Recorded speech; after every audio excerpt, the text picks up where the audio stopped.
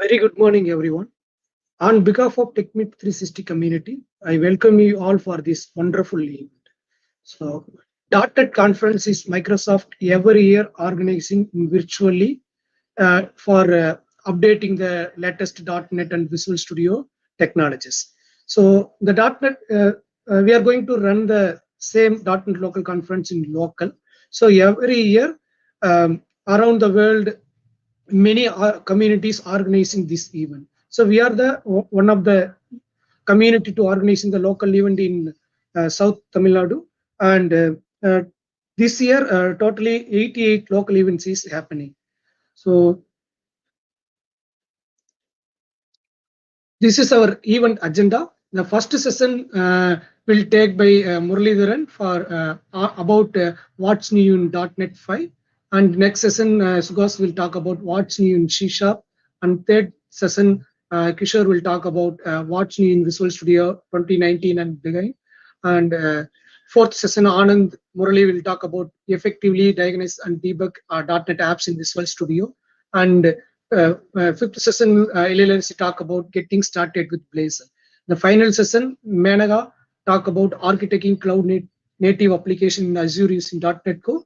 This session already taken in the main .NET conference also. She will take. We requested she will take the same session again in our local community event. Okay, and I will share one good news.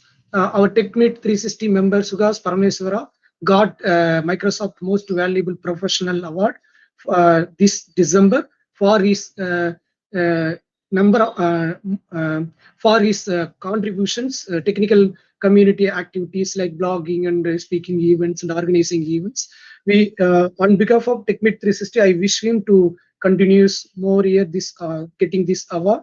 And I'm not take more time to give the introduction. So I welcome you all once again, and we will start the session. I request you to take the session by Muralidharan. Thanks, Kuparasu. So let me share my screen.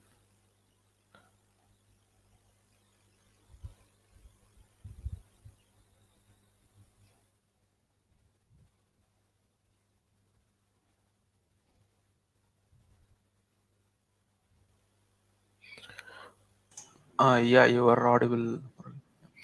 Okay, thanks. Okay, so let's get started into the session. So today I'm going to talk about what is new in the .NET 5. So before that, I will introduce myself. So my name is Murli. So I'm working as an associate director in software innovation department, the company called Quanticate. So I write the blogs in the codingfreaks.net, and I do a lot of Git requests and Git commits into the Git repository, and Twitter and LinkedIn handlers also available. Okay, so today agenda. So I'll be giving a quick introduction about the .NET framework. So what is the history of the .NET framework, and what is the evaluations of the .NET Core, and we will see why Microsoft started with the .NET 5 rather than it is called as .NET Core 5 or .NET Framework 5. So why they have started calling us a .NET 5. Then we will see some of the quick demos around the .NET 5. And finally, we will be discussing what is not in .NET 5. That is one of the important features. So when people are migrating to .NET previous version to the .NET 5, they should be knowing it, what is not available, so that they can plan their migrations as well as on their upgradations.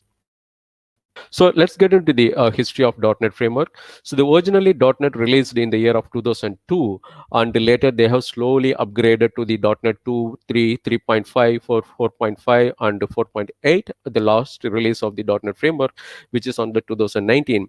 If you look at the history from the .NET 1 to the .NET 2, there is a huge gap of 4 years. After that, there is a slowly migrating. They are increasing their .NET Framework version. It is not a yearly once or every 6 months once. It is not like that. So they have randomly released the .NET frameworks for the each in a different versions.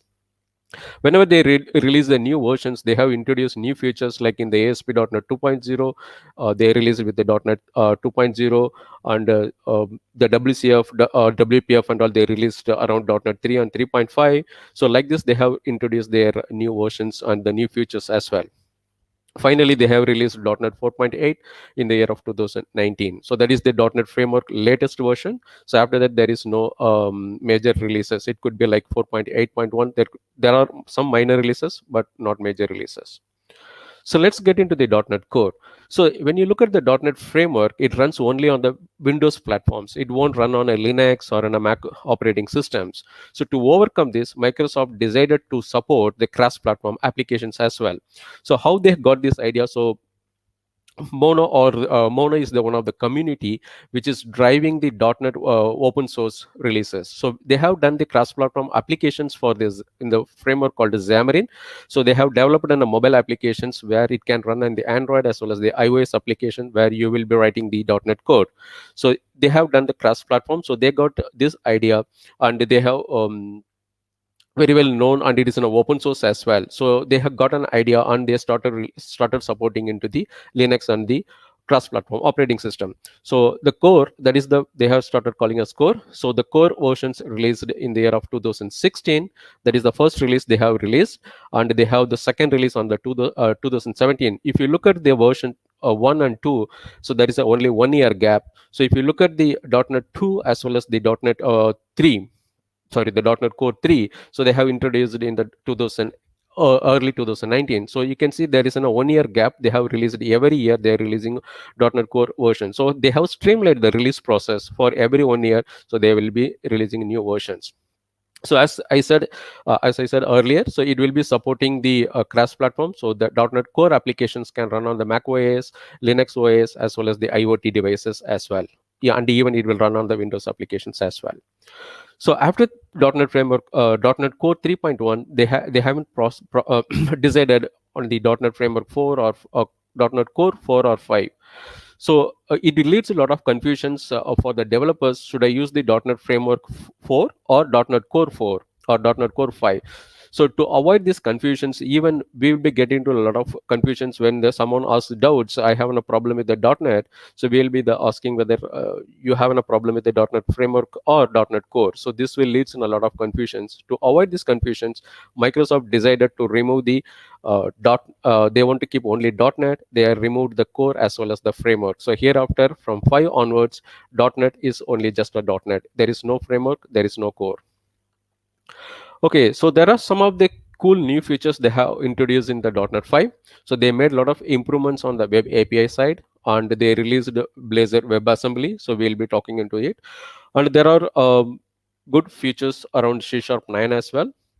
So where it will support top level statements and the record types, and even the pattern matching and all, they have enhanced it. And there is one new thing called grpc, so it's called general purpose remote procedure call, which will be used to write on a kind of on a communication Windows foundation communication foundation applications. So the next important feature they have introduced is Xamarin Forms. So this one they are calling is in a multi-platform UI. They are calling it simply as MOI. So it is in a multi-platform application platform UI. So this will support the Windows applications, and the Xamarin Forms supports the Windows applications as well as the Linux as well as the iOS applications as well. So Microsoft extended their .NET support to the machine learning as well. So where you can write your models as well as algorithms into the .NET applications for the machine learning, and you can deploy it and run it on in your local, or you can use the Azure ML services as well.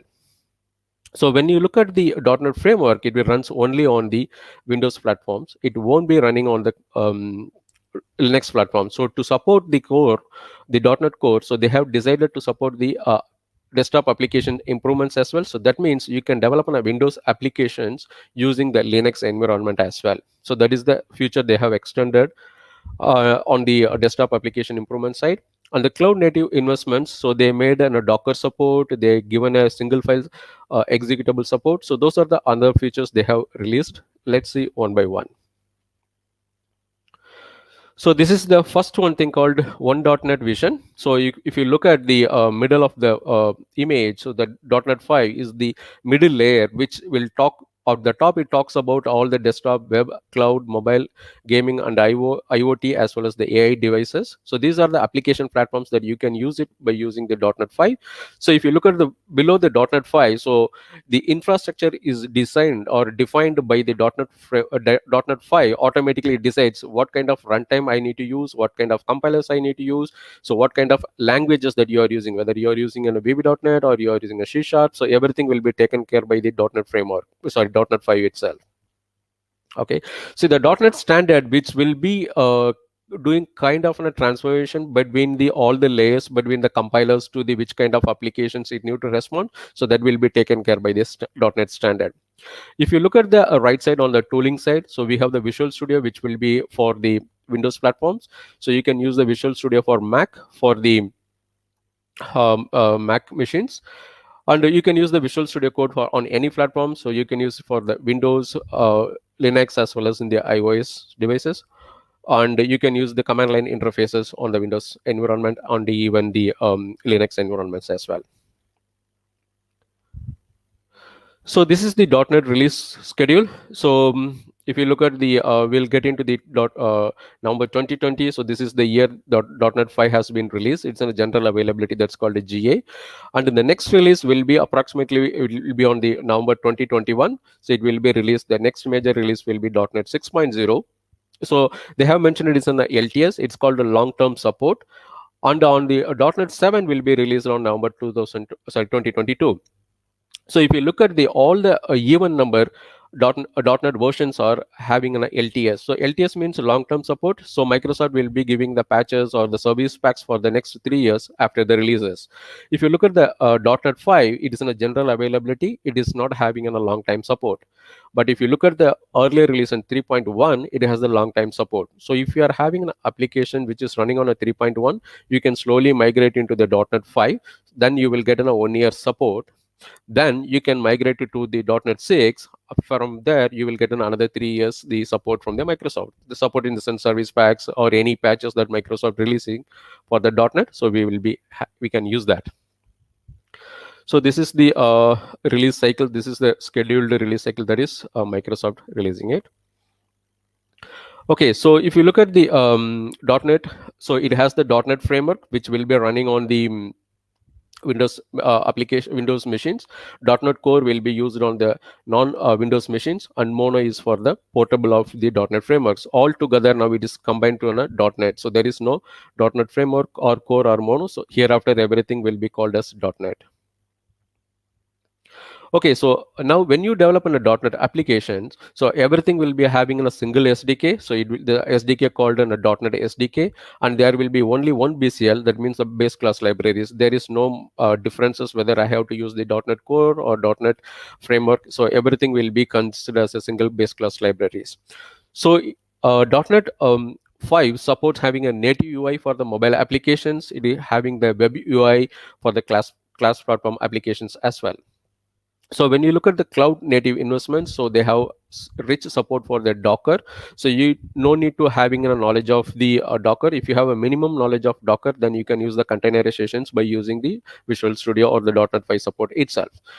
On top of it, still Microsoft is working on a lot of improvements for the performance side, speed, debugging, and applications output size. Everything they are working on it as well. Okay, so the next one is on the web API improvements. So from comparatively from 3.1 to the web API 5, so they made good support on the Swagger support. So and it supports the open API standards. So there is a standard set of protocols which will be defined by the consortiums.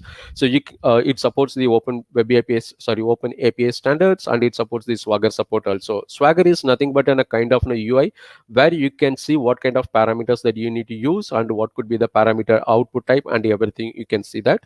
And even we can see it in the demo as well. And even the .NET 5 supports the automatic generation of the C# client for our web APIs as well. On top of everything, so it supports the HTTP REPL. So that is nothing but the repeat, evaluate, print, and loop. So that means you can test your framework by using the REPL commands itself.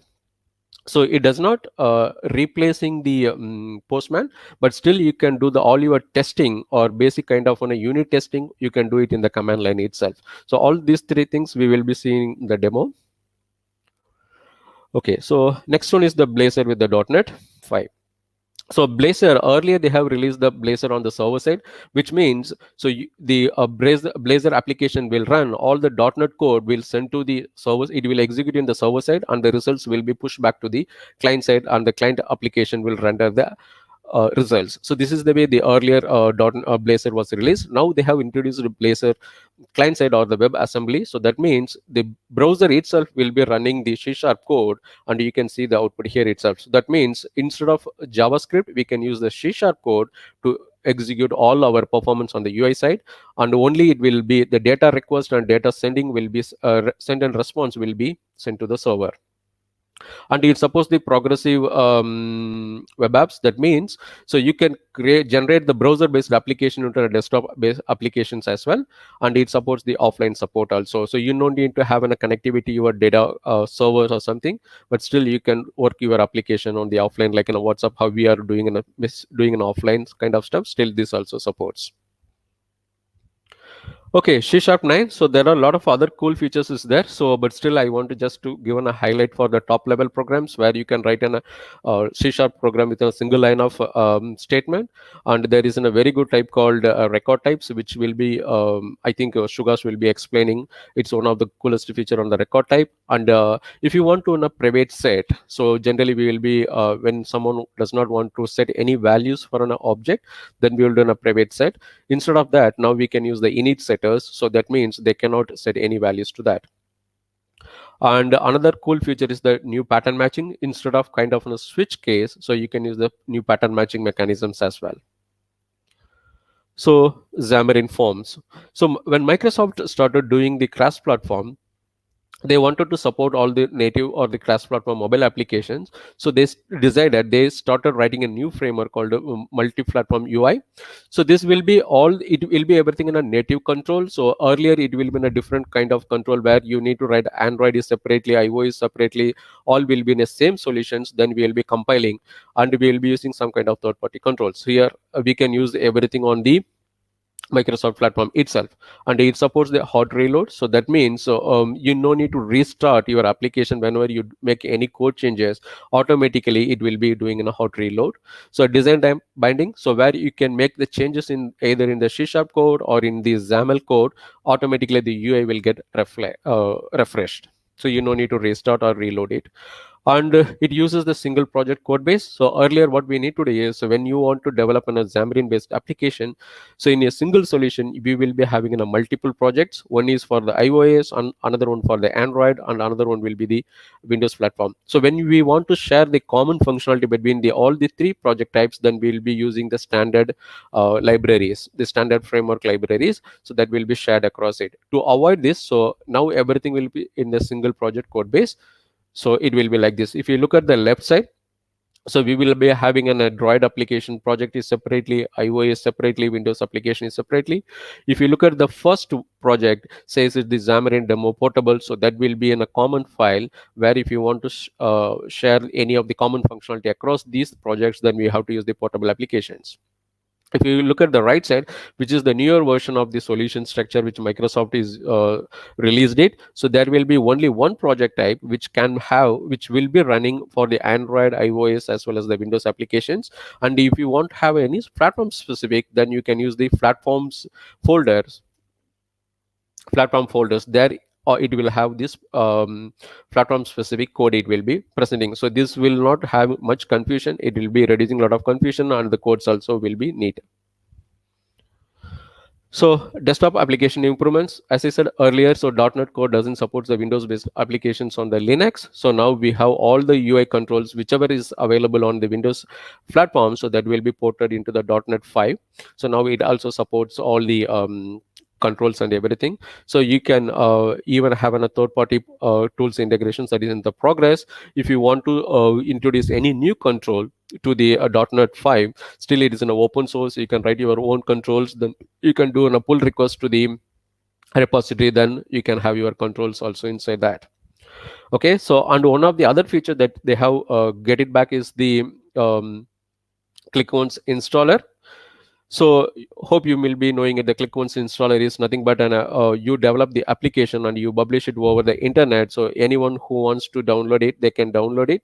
So it will not have any other like .NET install MSI installer. It will, the exe will get downloaded and automatically it's doing the updates also. For a quicker understanding, if when you try to download a Google Chrome application, Google Chrome browser, so it just downloads in a minimal amount of exe, then on the automatically it will downloads the other parts of the installer and it gets installed. So that's a kind of a click once installer.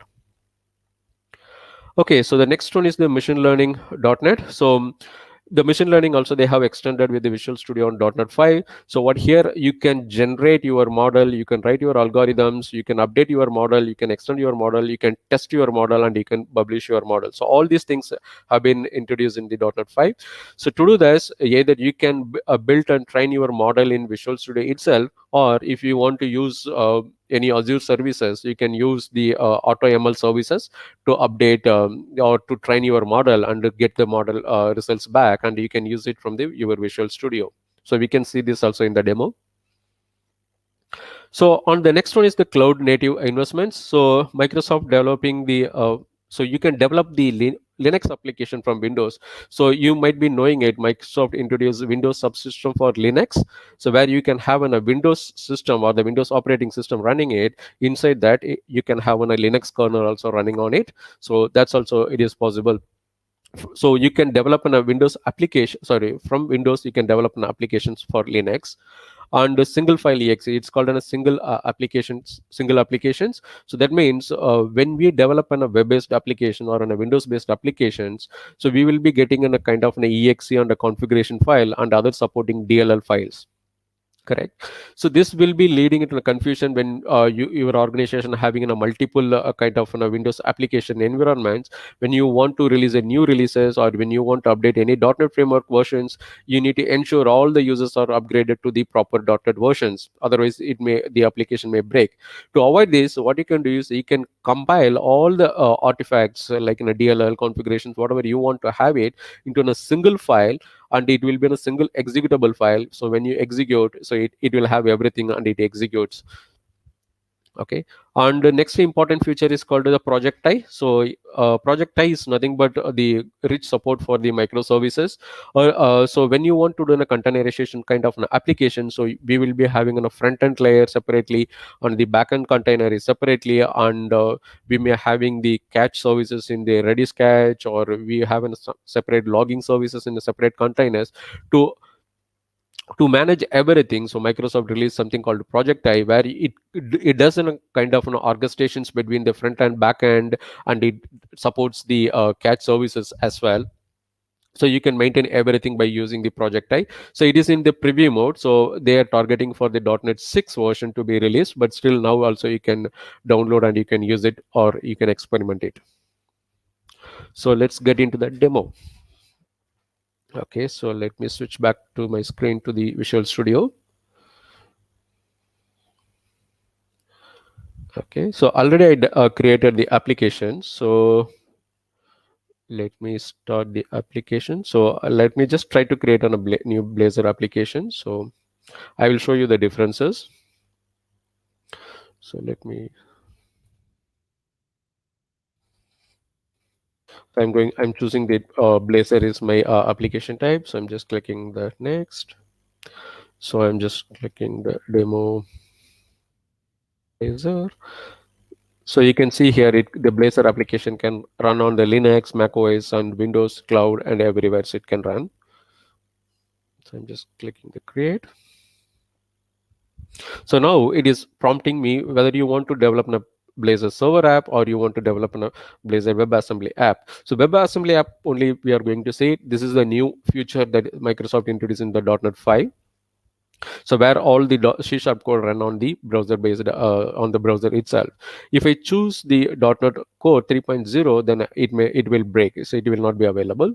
So I'll just .NET 5. So if you want to do Docker support, you can use it. If you want to configure HTTPS, you can use it. Still, if you want to use the authentications, you can use it. So here you can see the it can support the progressive web applications, which means that you can install the application as on a desktop, you can use it. So let me go and create it.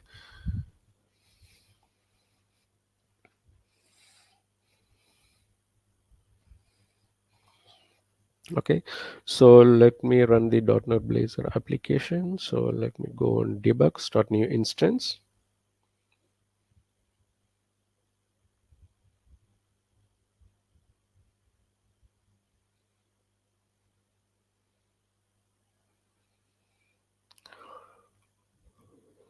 When you have an offline support of the application, so you can install like this. So let it refresh.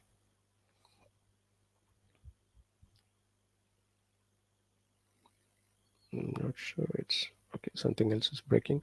So let me start the debug, start new instance.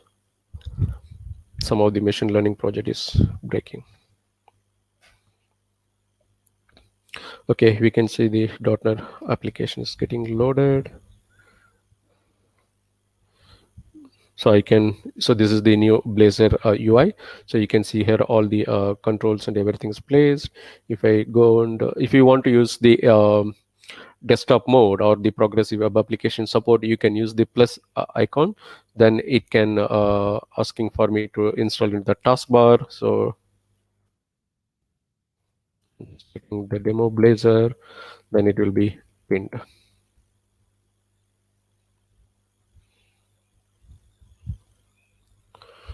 So now it is not having any address bar or the browser bar. You can see here it's a kind of a Windows application. I can use it, I can navigate, I can use the application as is.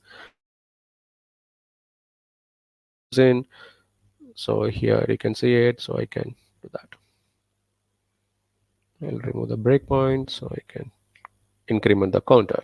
So this is the feature of the browser WebAssembly. So let's get into the next demo. So I'm not going to explain it everything because each one having a different concept and it has in a very lengthy sessions. So next one we'll be seeing it as the web APIs. So to create the web API also, I'll not create it, but I'll just show you what's the difference on the web API projects.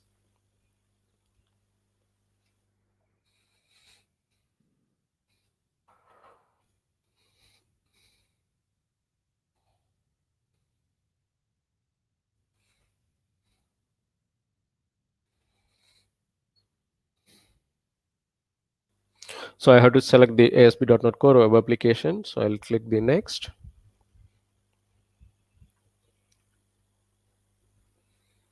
So here you can see the .NET versions are listed out. So I can choose the different .NET versions. So if you look at the .NET Core 5, so you can say it says .NET Core Web API, and it supports the open API support. Still, you can configure the HTTPS. So that is the one difference. If I go here, .NET 3.1, it doesn't support the open API standard. So that's the one difference. I am not going to create the project. Already I have created it. So when you look at the web API, so this is the project which supports the .NET 5. So I can show you one differences here. It supports the integrated with the Swagger. So you can see here it is already integrated with this Swagger UI, so which is used to interact with the web APIs easily. So if you look at the, so this is the web API 3 project, which is nothing but the .NET Core 3.1 project. It does not have any of the Swagger integrations unless you have any third party or the .NET UKit packages. You have to do it, otherwise you cannot do it. So now we can go and see run the web API project. So I'll go and debug.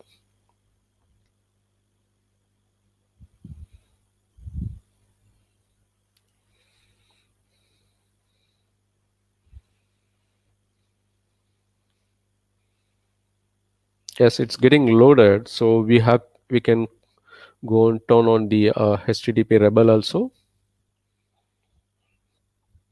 So this is the Swagger UI. So you can see here what are the services I have. So it's the services, the get weather forecast. So this is the entry point. I can pass the parameters. So I can click the try it out. So I can just give some names. So then I can click the execute. So then it will result. So I just printed the name over here. I just reading it and printing out. So otherwise it gives the results over here. You can download the results here as a JSON, and you can compare it. So everything that you can do it. So you can basically you can test your web API inputs and outputs here itself. Even you can do the post requests as well. So let me get into the HTTP rebel. So this is the HTTP rebel command. So I just using the connect statement I have connected to this. So now we have to, it's running on a port 5001.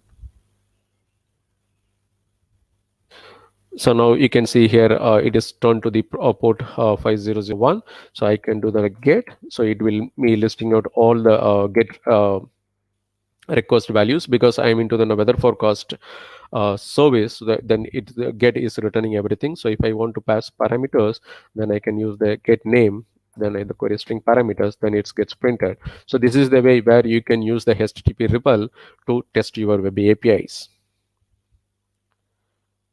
So the next one, I'll switch to the ML.NET. So I'll show you that also very quickly. So already I have done it. So I have created a very basic ML applications. So I'll go to the console application. So then if you want to add the ML feature to any of your applications, just go to the right click on your project, then you go to the add, you can click the machine learning support. So then it will ask you what kind of scenarios that you want to use, whether you want to train your data. So to train, you want to use in a text classification or the value predictions. It says whether you can use the local machine, or you can use the Azure ML Studio or the Azure ML services. So what I have chosen is, here I have used the local environment. So I have used my CPU environment. Then I have chosen my training data sets. Then I have trained it here. Then I have did the evaluations to consume it. So what you have to do is, once you click once the model is evaluated, so you can go to the solutions. So this will add into a console application as well as then a model project into your solutions, which you can use it as an ML base applications for you. So here, if you look at, there is an web API ML model on the console applications. This console application can be used to test your model, and this is your actual model. So you can see here your actual model is zipped and it's kept, and it is having the model input and outputs, what kind of a parameter it should go, and what should be the output, and how to consume. So these are the classes that it will generate, and it will be updating into your model. It has some reference errors, so that's why it's giving red. So now it's gone up. So you can see here the output, it gives me a prediction, so what kind of the value that I need to predict and what should be the result. So that's the way it works, and this is the one it uses as the model. So this is the where I have built our model. So if you look at the project, let me do the console application. I'll show you one more stuff. So it uses the DNN model algorithm to find out the, or to do the image classifications. Okay. The next one, I'll use it for the C#. I'll not explain all the feature because next session Sugars will be explaining it. I'll just go only one thing. So earlier, when we want to write on a .NET or on a console-based application, so we will be using using statements, and if there will be a main method, then we will adding in a console or dot write the hello world statement. So here, when you use the top level statements, even a single line of statement is enough to run in a .NET application. So if I go and do a debug, so it will be execute and it prints the hello world into the console.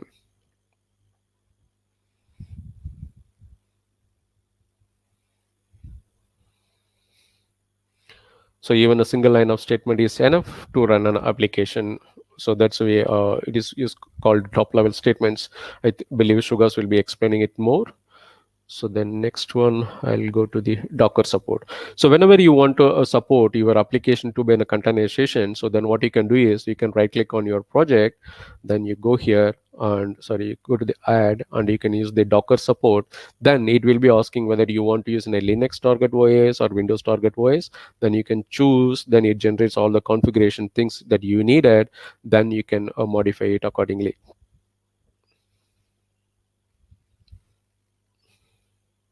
So it is installing all the targets now.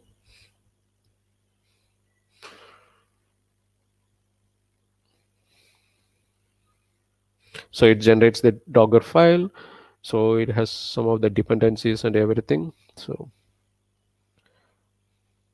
it is generated the Docker container details, whatever it is required to do the containerizations, everything. Okay, so let's go back to this slide. So the next one is what is not in the .NET 5. So the .NET web forms, so they have stopped developing from the 4.x itself. So you cannot having the .NET, that means the ASPX pages into a .NET 5. But still, if you want to use it, then you have to use the .NET Framework 4.x. Then you can use it. And Microsoft still supports the side-by-side installation. So in the same machine, you can have the .NET Framework as well as the .NET 5 also. So that way you can still you can use the .NET Web Forms as the legacy application, but still Microsoft strongly suggests use the Blazor WebAssembly to migrate your applications, or you come with the latest technology trends.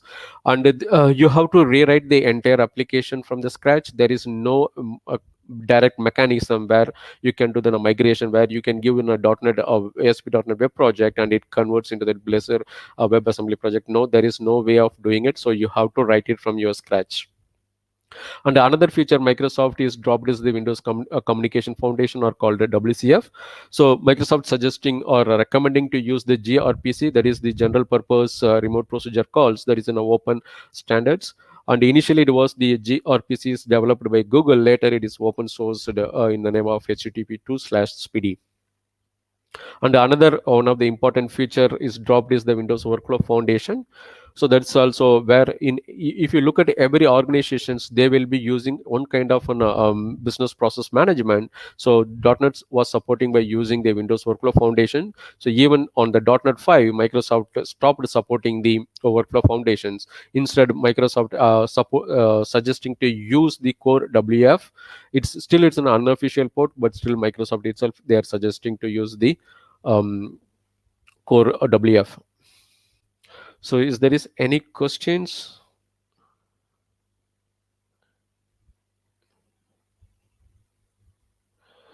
Okay, so again, yes, Shugas. Yeah, so till now there are no questions. Murali. Okay, thanks, Shugas. Okay, so again, just coming to the close. So thanks for Covid.co, who is organizing this event, especially Kuparas and Sugas, who is spending their time to organizing this. Thanks, Sugas. Yeah, thanks, Thanks Murali. everyone. Thanks for it. Yeah.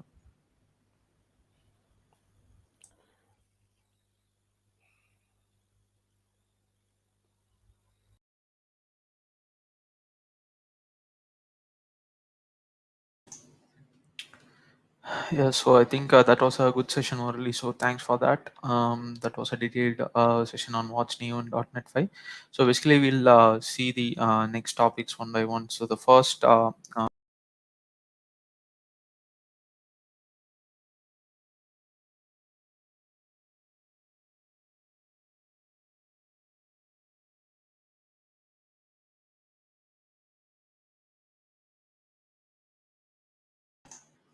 okay, so sorry for that. I think that was an internet glitch.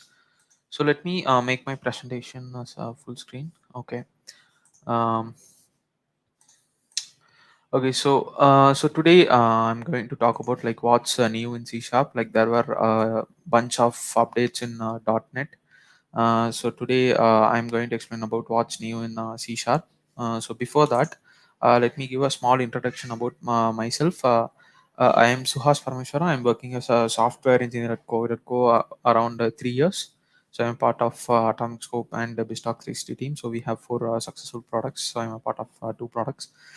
And then I also write blogs in Techni 360, and these are my social media handles. And if you want to know more about me, you can visit my portfolio, suhasparmeshwar.github.io. And I'm also an Microsoft MVP. Like recently, as co-processor said, recently I got this award on Thursday. I was doing these kind of community activities around 2 years, and I got a recognition from Microsoft. Um, so this is just a small introduction, and so this is the agenda of the session. So these are some of the important topics. So basically, C Sharp, like C Sharp 9.0 has a lot of cool features, but in this half an hour, like we'll see what is the top level statements as Murali mentioned, and what are the init setters and what are records, and what are the improvements that are made to system.text.json class, and we'll see something about pattern matching. So we'll explore these things. Like if you have any questions, you can ask me at end of the session. You can also just post your questions in the comments. Like we'll pick this up. I will pick the respective questions at the last. Okay, so directly we'll jump on to the demo. Like no, I don't have any slides because it's a kind of full demo. Like I'll show you how you can get started off with the .NET 5, like where you want to download all the respective SDKs and softwares, and we'll see some of the good examples, and we'll just take the questions at the last. So let me go to the Visual Studio. So before that, let me show you how you can download .NET 5 SDK. So basically, you can just go to Google and just search for .NET 5 SDK download, and then you will get a link where you can click and you can navigate. There will be a cool table. Like this table will show you like if you want to try out version 5.0, what all the SDKs needs to be downloaded, and it will also have a table for all the the operating systems like Linux, Mac OS, Windows. And then also it will be mentioned what version of Visual Studio you need to install, and what are the languages support. Like if you install 16.8, you can just explore C# 9.0, and that's it. And you just have to install this .NET runtime for your Windows or Mac or whatever machine you have. You can just install the respective runtime, and you can just try out .NET 5. If you want to install Visual Studio, you can just go for visualstudio.com, and you can just choose your version. So basically, we have three versions in Visual Studio: Community, Professional, and Enterprise. So Community is a kind of free version. If you are a student or if you don't have any license or any Visual Studio subscription, you can just download Community version. There are some restrictions between these three versions, but if you want to just try it out, Community version is a good one. And also, if you want to try out some Visual Studio features, you can just download Community and you can just try it out. So this is how you can so tools required to try out .NET 5.0, and after that I have already installed a preview version, Visual Studio 2019 version, and I have some program to alter the same. So the main one thing in Visual Studio 19 is the you can able to see the recent projects, and you can create a new project. So this Visual Studio 2019 will be very much faster and better than 2017. So you can just install it 2019, and I already have a sample project. So let me just pin this one. Okay. So let me also try to close this one. Okay. Okay, so I have some program, like it has a namespace, and I have a class, and then I have some inheritance going on, like I'm inheriting some person. So first we are going to see about the top level statements, as Murali mentioned.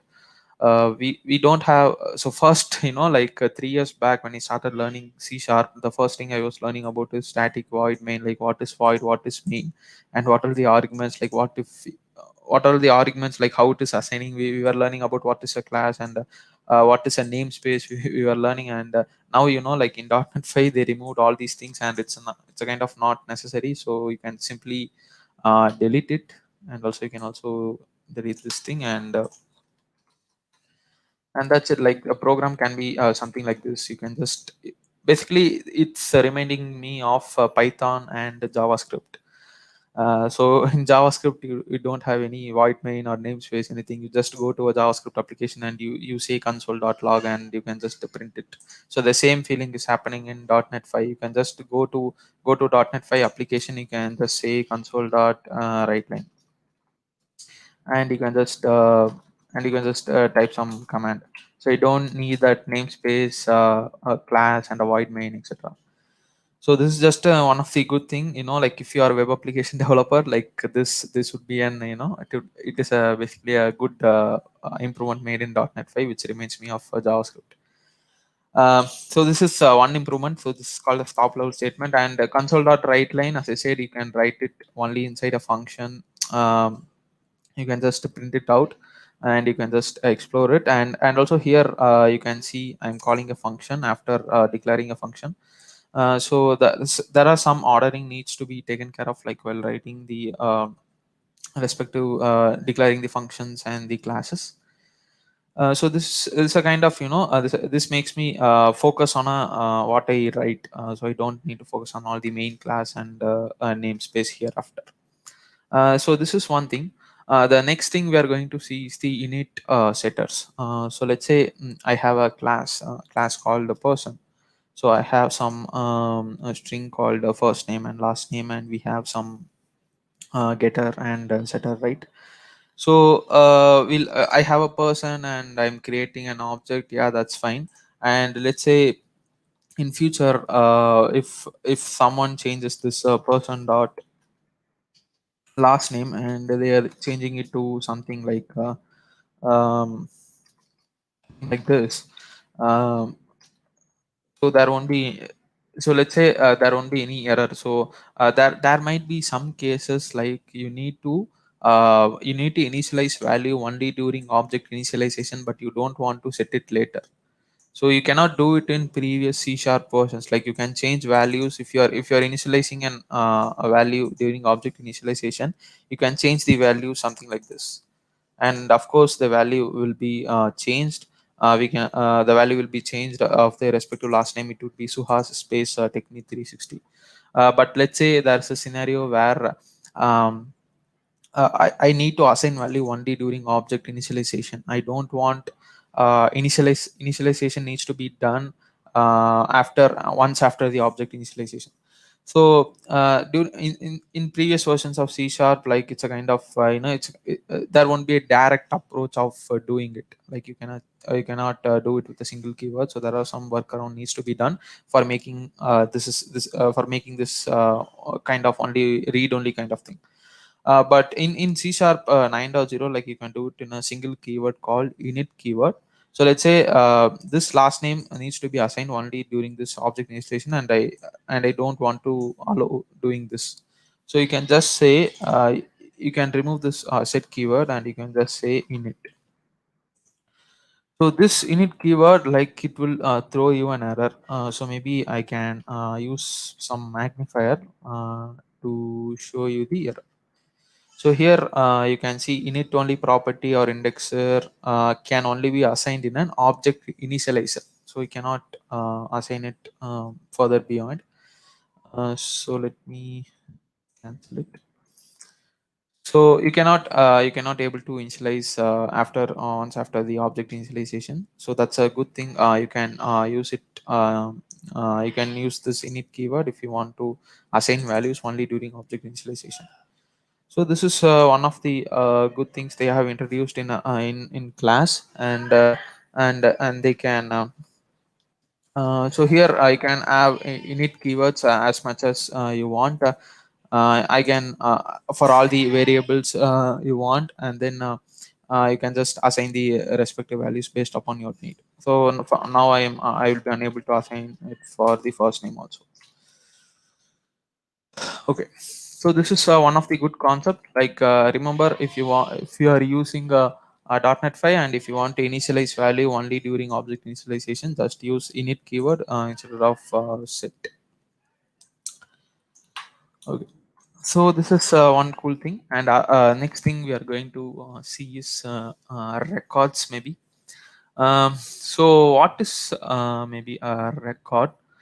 So it's a kind of class, but yeah, similar to class, it have its own it have its own inheritance and all the oops concept, and it has a constructor, etc. But there are some differences in class, and we'll see what is class and records, and we'll see what is that. So before we'll see how you can declare a record. Um so so I have this. You can just use a record keyword, and I can just say. So basically, I can just change this class to record. So that's it. It's as simple as it is. So now it is a kind of record. So basically, record I used for run immutable reference types in .NET.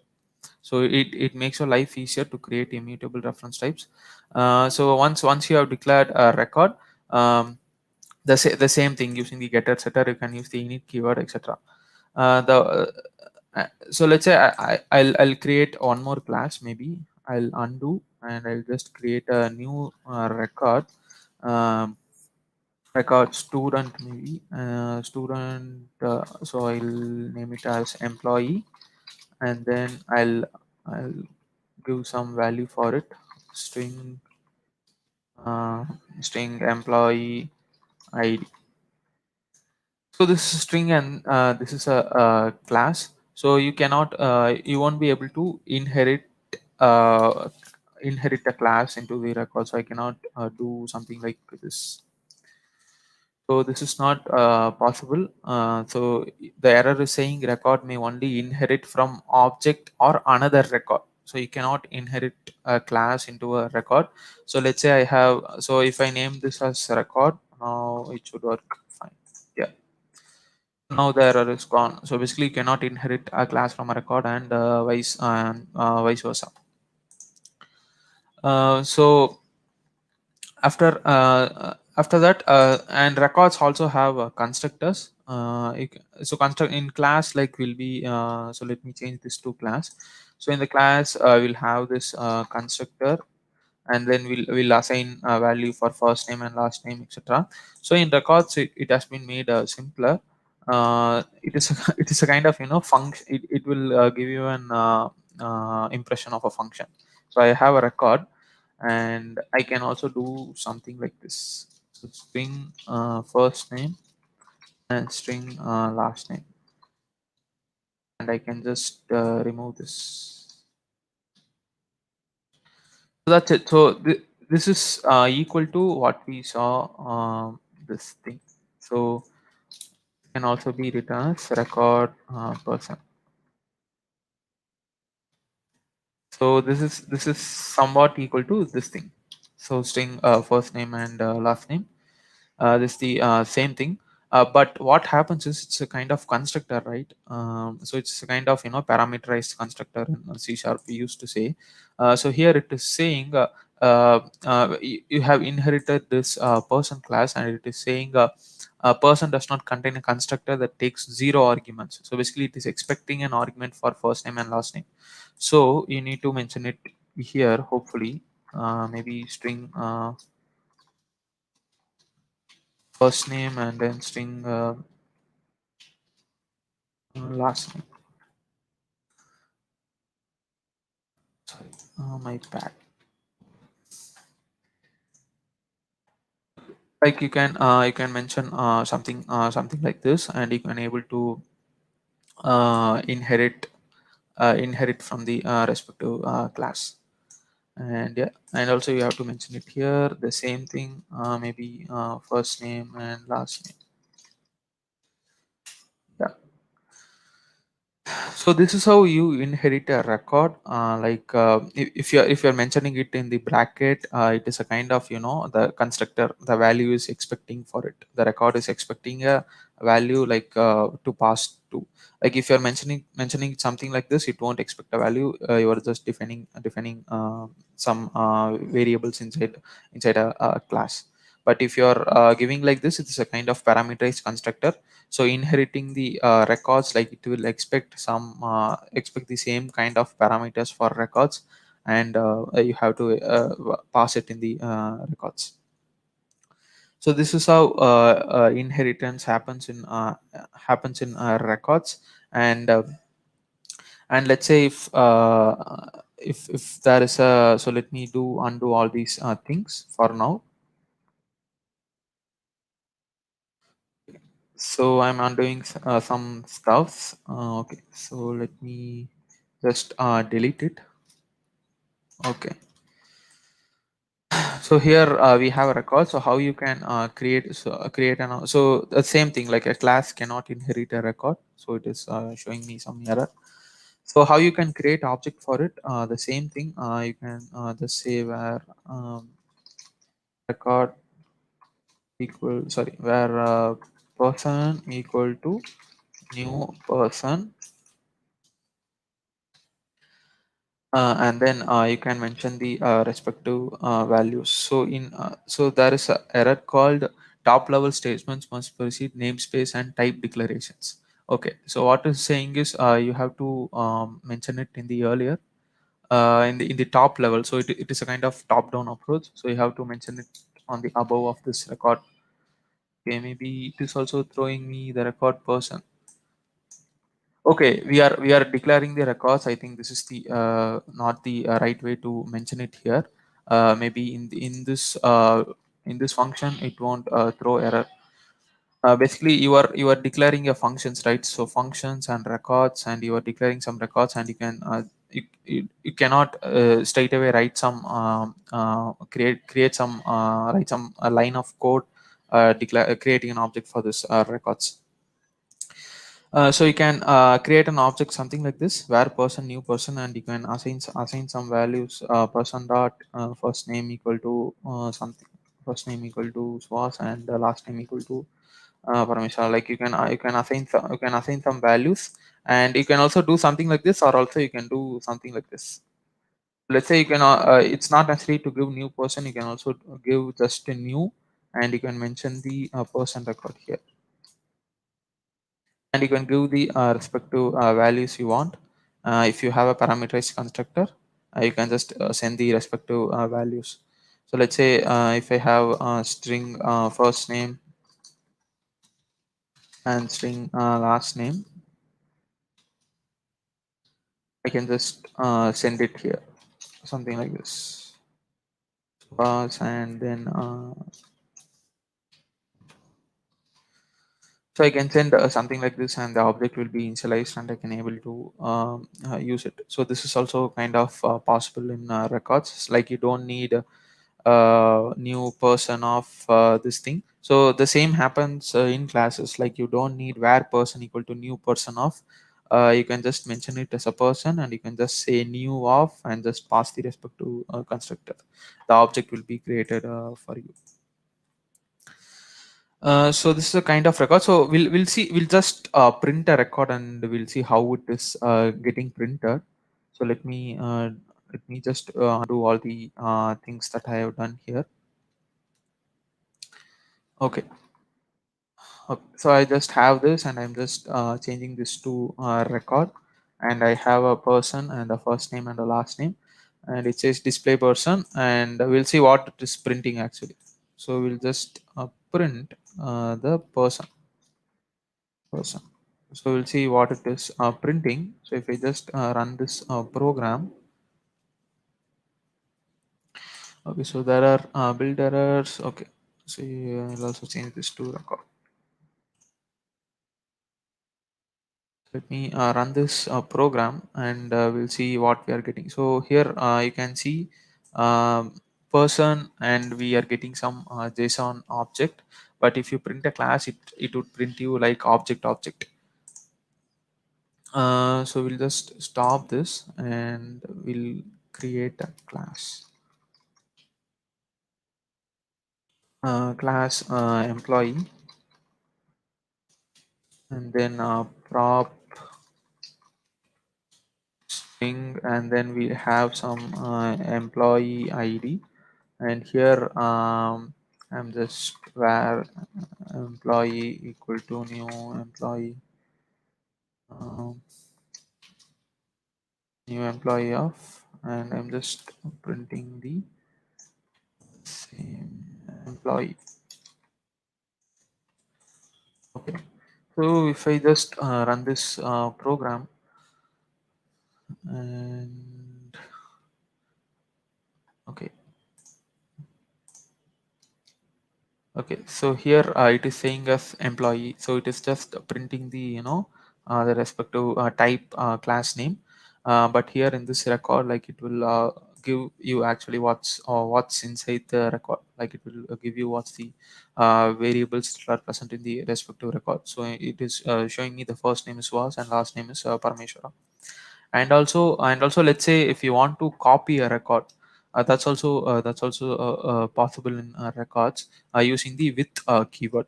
So if I delete this one, so let me delete this thing, and I'm going to create a copy record of a person. So I'm going to create var copy record equal to, and I have a person record using with I can able to.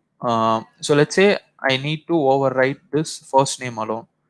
Let us override the last name. So first name is Suhas, last name is Parmeshwara. So let's say I am copying this record and I need to change the last name.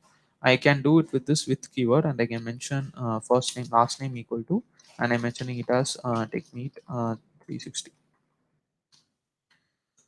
And then I'm will try to print this record.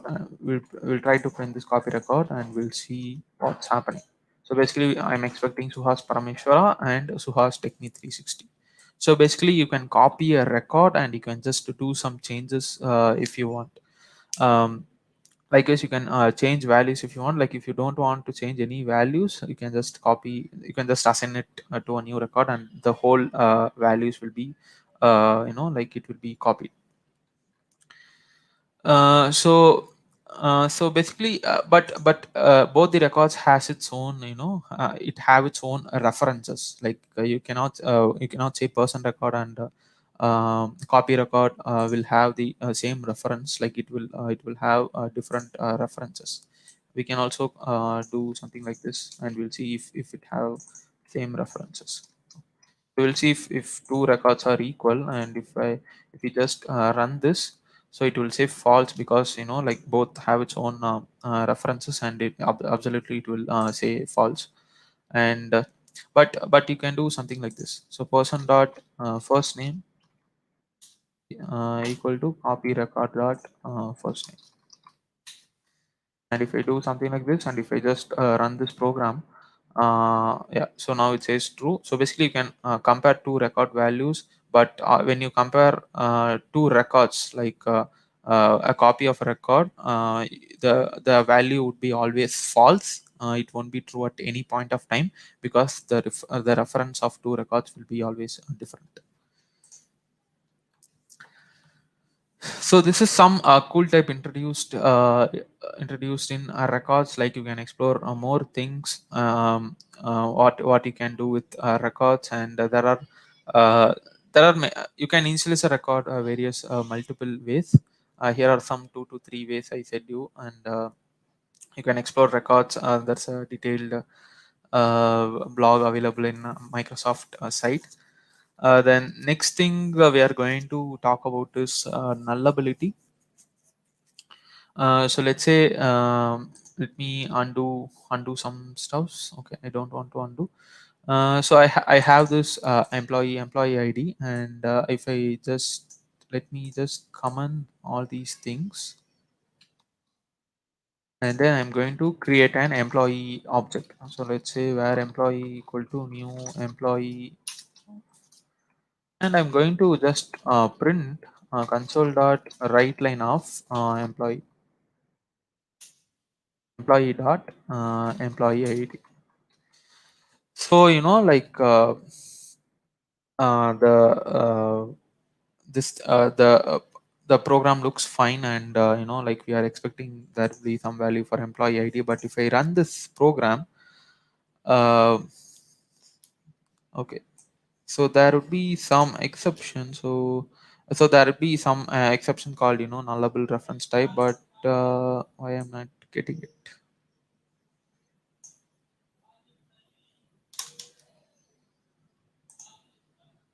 Okay, so that's a bummer. So basically, if you don't assign a value, you'll get something. So let's say if I do something like this, I should be able to reproduce this null reference error. So maybe I can do new employee of null comma null maybe. So let me do public string, and then employee name, and I'll do the get and set. And then if I have a constructor for it, ctor, and then I'm saying employee ID equal to some 1 2 3. So I have this employee ID, and if I try to give some employee name, and if I try to run this program,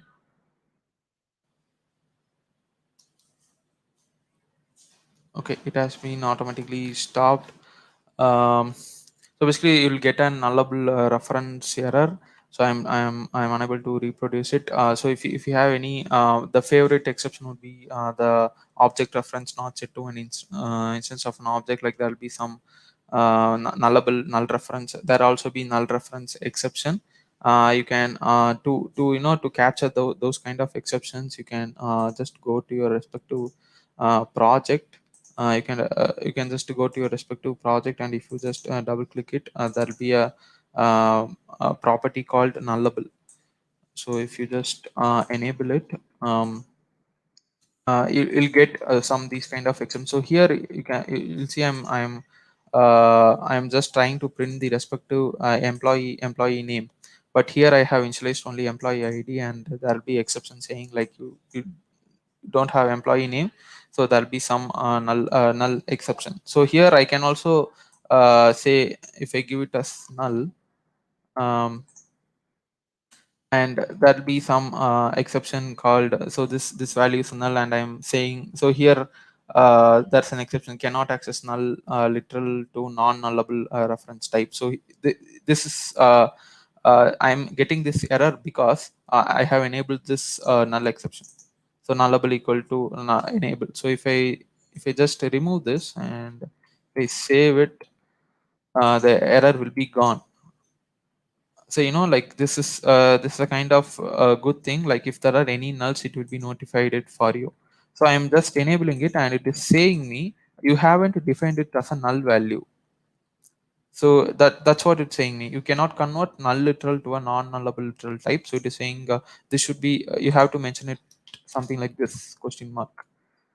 And you can also say this is a kind of nullable thing, and the compiler will understand it for you. So using this nullable enable property, you can avoid those kind of null reference exceptions in your project.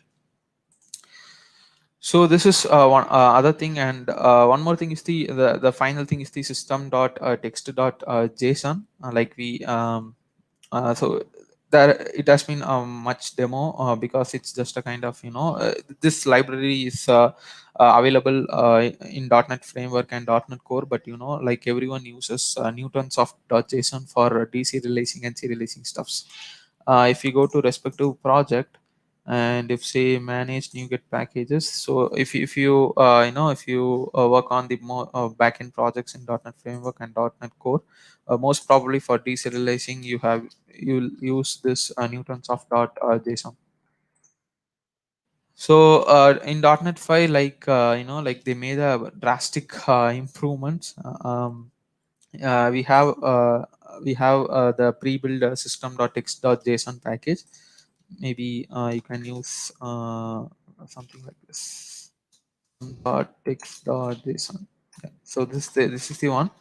So it has its own serializer and deserializing option, and you can set some serializer options, etc.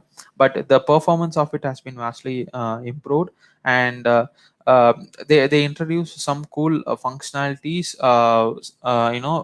The same functionalities as you can do it with the Newtonsoft, the same method name and the same functionalities, because most of the developers, like they use Newtonsoft, like they are pushing it to use system.x.json. They have made a vastly performance improvement. You can read the blog, like I'll mention it in the comments. Like there are some huge performance improvements. They have some good graphs which they have given in the respective site. Maybe you can slowly switch your project from newtonsoft.json to system.x.json. The performance is very cool, and also have a good charts of the respective performance. So I'm mentioning it in the comments section.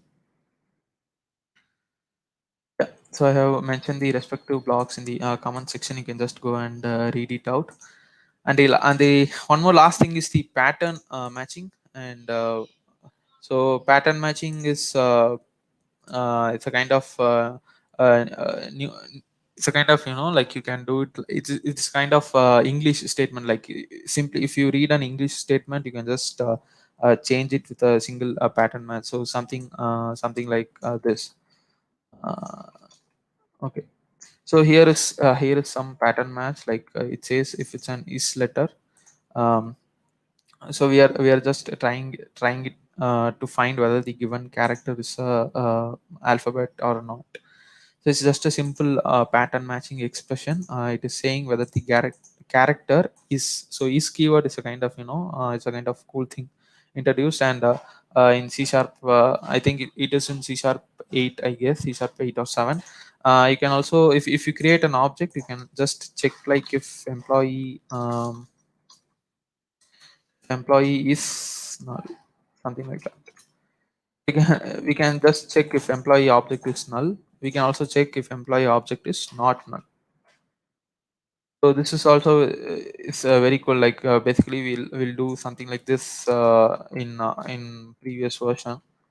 Null equal to null, or if it's a not null, we'll just put a not, and we'll see if it's a not null object. So using this is keyword, it's a kind of, we are writing some simple English sentence. So it is one of the cool thing introduced in C sharp 7, I guess.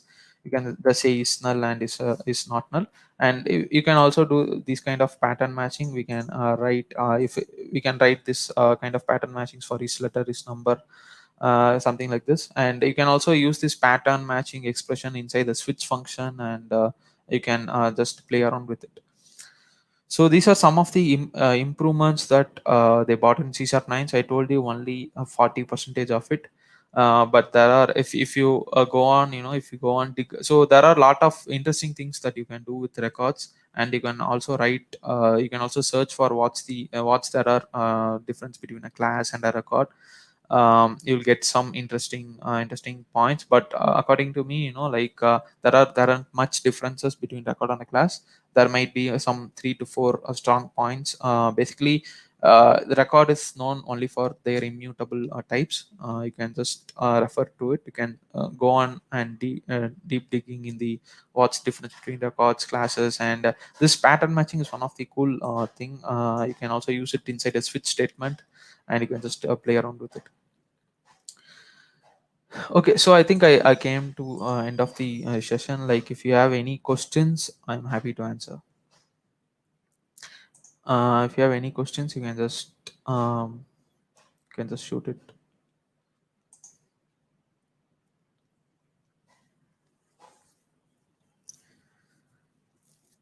Any questions? Okay.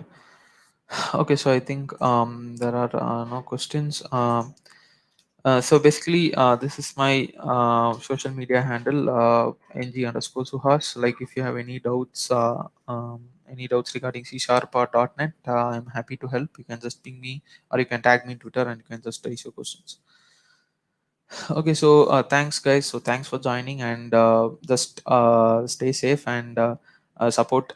So we have some interesting sessions in the lineup. Like be just geared up for all the sessions, and thanks for supporting. Thank you guys. And next up we have Anand. So let me see if I can able to join him in the stream. Yeah. Hi Anand. Hi, Suhas, can you hear me? Yeah, you are audible, Anand. You can share your screen. Let me share my screen. Yeah.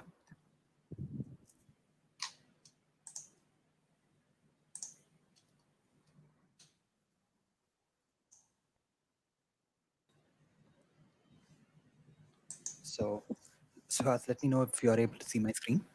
Yeah, yes, Anand. Yeah. Right. Good morning, everyone. So, my name is Anand Murli, and I'm working as a technical lead in Coimbatore. So, today I'll be taking the topic how to effectively diagnose and debug your .NET applications in Visual Studio. Yeah, so let's just quickly get into the agenda. Now, today I'll be covering 3 topics.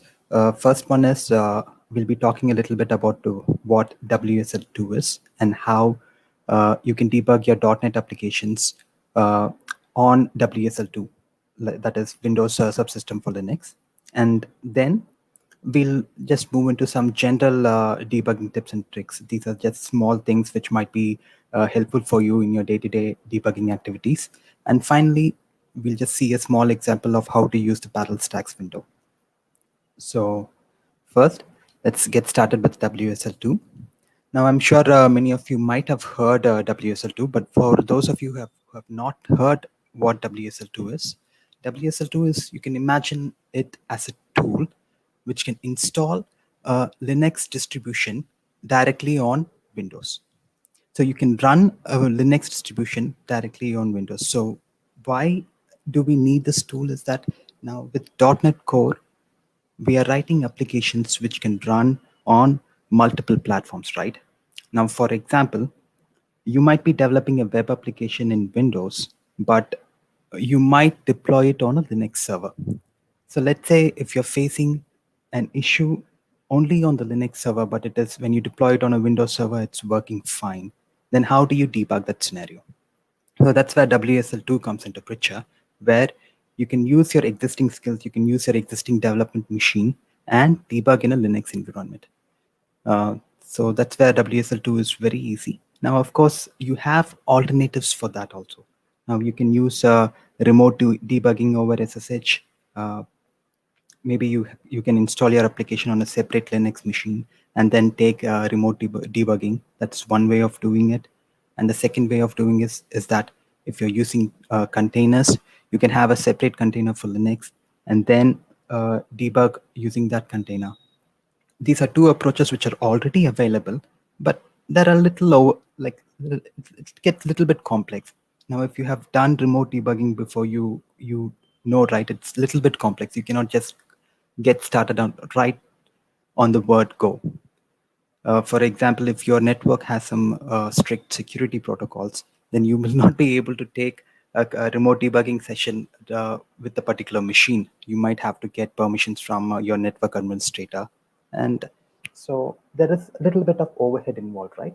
So that overhead can be avoided by using WSL2, right? So let me just quickly go into a demo and I'll explain more about it. Now I have a sample application here, so let me explain that. I already have it running. So this is a sample application. So what this application does is that it collects the file name and some content from the user. So when the user clicks on submit, what it's going to do is it's going to create a file on the server side with the content which the user has given. It's a pretty simple application. Now here, as you can see, I'm just printing out the server operating system, which is on which this particular web application is being run.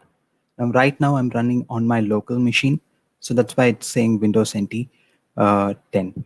So I'm getting this particular value by using the environment.os version. Right. Now let me just quickly show you what this application does. So I'll give a file name. Let me call it .NET conf.txt. This is a great event. Now, as soon as I click on submit, it's going to take me to another screen saying that the file has been created successfully and the path where the file was saved. So let me open this path.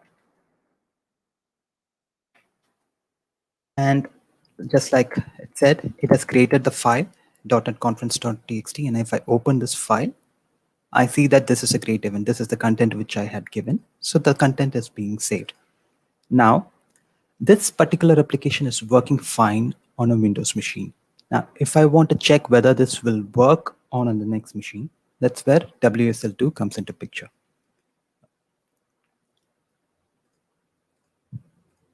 Right? And the next thing that we'll see is how do you install WSL2? Now, it's very simple installation. It just has 6 simple steps. And let me just quickly walk through over those 6 steps. The first step is that you have to enable the Windows subsystem for Linux feature. So you just have to run this particular command on a PowerShell with administrator privileges. And the second is you have to make sure that you are having the latest version of Windows. It should be higher than this build number. So this is also a pretty simple step. And next is again, you just have to run a PowerShell command where you enable the virtual machine platform feature. And finally, one more step is that you have to download the Linux kernel. This is a 15 MB file that you have to download and install. So this also can be done really fast. And then after installing this, you just have to make sure that you're setting WSL2 as your default version. Now, WSL2 is the second version. The first version, it is much more faster than the first version. So it's always best that you stick to WSL2 from now on. And finally, you can, from the Microsoft Store, you can download the Linux distribution that you want. As you can see here, there are many distributions which are available. There are 3 versions of Ubuntu, Debian, Fedora. So you can download any distribution that you want, and you can install it. So the only thing that's going to take time is that downloading this distribution. Depending upon the distribution that you select, it might be a 500 to 1 GB file. So downloading that file might take some time. And the second step, where you have to update your Windows. So these 2 are the steps that may take some time for you. But for me, it just took around 10 to 15 minutes to completely get WSL installed and running. So I'll provide a link, this link, where you can see how to install this, right? Now I've already installed Ubuntu on my machine. So as you can see here, the WSL list, this is the command to list all the distributions that I have. Now you can install multiple distributions. It's not just that you can only install Ubuntu. You can have Debian, Fedora, or any number of installations on your WSL system. So right now I have only Ubuntu. So I hope this clears the topic of how to install WSL. Now let's see how to configure your application to work with WSL. Now let me quickly stop this. Now I have this web application. What I need to do is I need to go into launch settings.json. So initially I've already added this WSL2 configuration here. So when you open this launch settings.json for a new file, you might see something like this. So you can just copy image display or the existing content and then paste it. All the content will be same. For example, the launch URL, whether you want to launch the browser immediately when you click on run, that you have to set it true. The command name is important here. You have to set this as WSL2. And then in environment variables, you have to set this ASP.NET Core underscore URLs as what is the starting point of the URL. So these 2 things are important. And finally, the distribution name. Now, since I have only one distribution, which is Ubuntu, I'm not setting the distribution name here. What this means is that it will start with the default distribution name. Now, if you have multiple distributions installed, then you might want to specify a specific distribution name here. So that particular distribution will be used for debugging.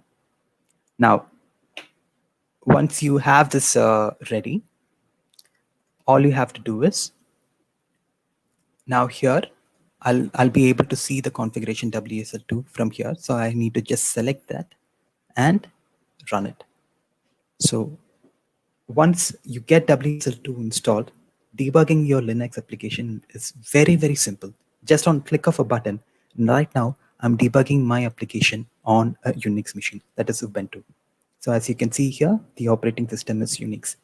Now let me just check if this feature is working correctly or not.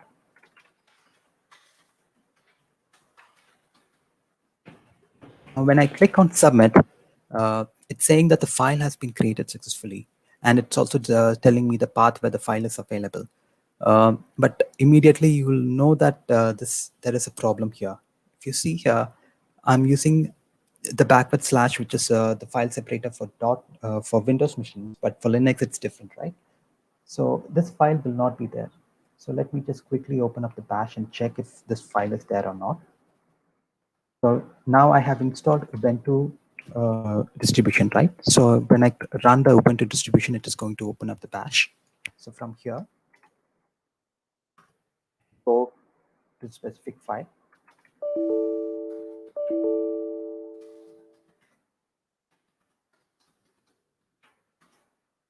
So when I do a ls, you can see that only the file which was created the first time is there. the new file unix.txt is not there. So the obvious problem is that the slash is not correct. So let me quickly fix that from the code.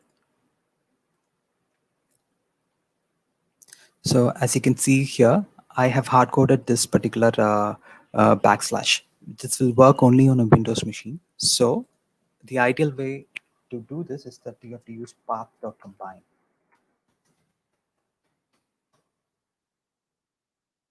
Right.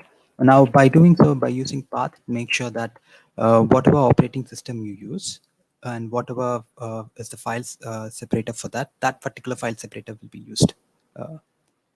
Right. So let me run this again. And now everything should work. Let me give a file name here, the same file name, unix2.txt. Try the second time.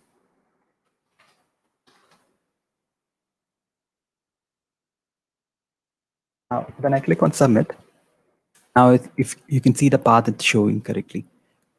The path is correct. And if I go to the server files and do a listing here, you'll see that unix2.txt is created. Let me just quickly show the content of that file. Yeah, so the content is also being saved correctly. So once you get a WSL2 installed, you can just like that switch between from debugging in a Windows machine to debugging in a Linux machine. That's how easy it is, and you can see, right, I was able to just switch. Now, if I want to go to debugging a Windows machine, all I have to do is just click on IIS Express, and I'll be back to debugging on a Windows machine.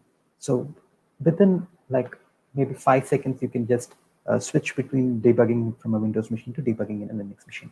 And that is the main advantage of WSL2. It gives you that speed, right?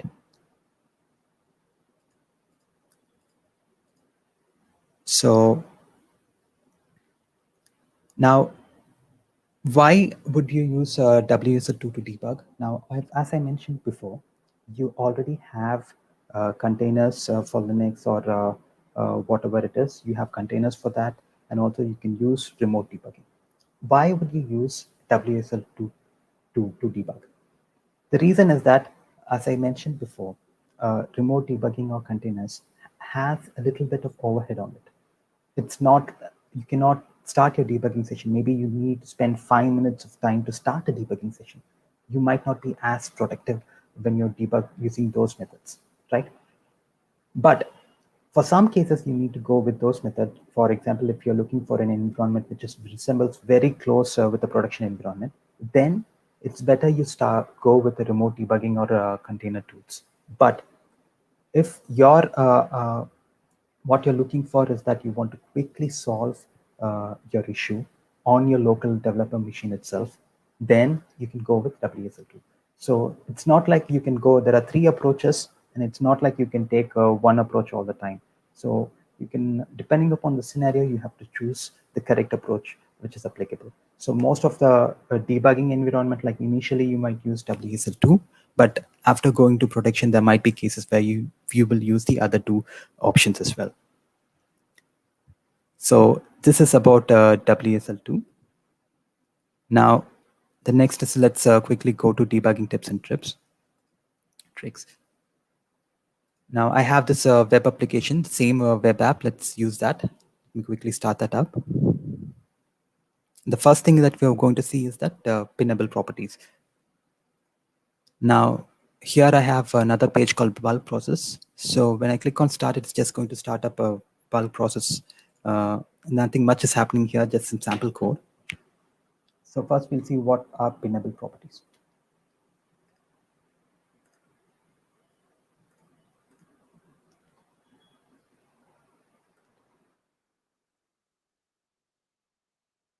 Now I have this report variable here, and inside this report variable, there is a list of customers. Now,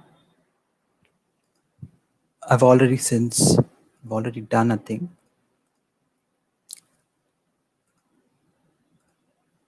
Initially, when you start, you'll see that the customers will not be displayed correctly. So it's just calling the default toString implementation of the customer class. Right now, this is not very useful for us let's say if you're not sure which particular customer is causing the issue and you want to check each customer, or just if you want to make sure that then one way of doing is that going through each customers, but that is not a good idea. So you might want to uh, uh, override the toString. That is also not a good idea. So the second best idea is that there is a property called debugger display, which you can use. So let me go to report model. So some of you might have heard this property. Now this is also not the best way. There is another best way of doing this, but let me just show you how this works. So instead of giving your own implementation for toString, all you have to do is just add this debugger display property. So this will be used only when you're debugging from a Visual Studio environment. So it accepts string. For example, let's say if I want to display the name and ID, I just say ID equal to, and what is the property that I want to display here? So the syntax here is that it should be enclosed within curly brackets. So the property name should be enclosed within curly brackets. And it is case sensitive. So make sure that you're using the correct case, right? And then name equal to name. So by doing so, when I start the application again, I'll have some useful information available to me when I hover over the list of customers. Right?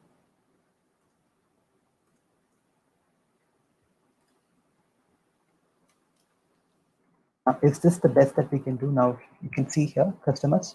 I'll see that I'm able to see the ID and the name. Right. Now this is useful for me, but there is a problem here. You see that we had to stop the debugging session, and then we had to modify the existing code just to add to improve our debugging experience. We have to add some existing code, right? We have to modify some existing code. So there is this pinnable properties will avoid that. So let me just quickly remove this debugger display, and let's use the latest feature of Visual Studio, which is the pinnable properties.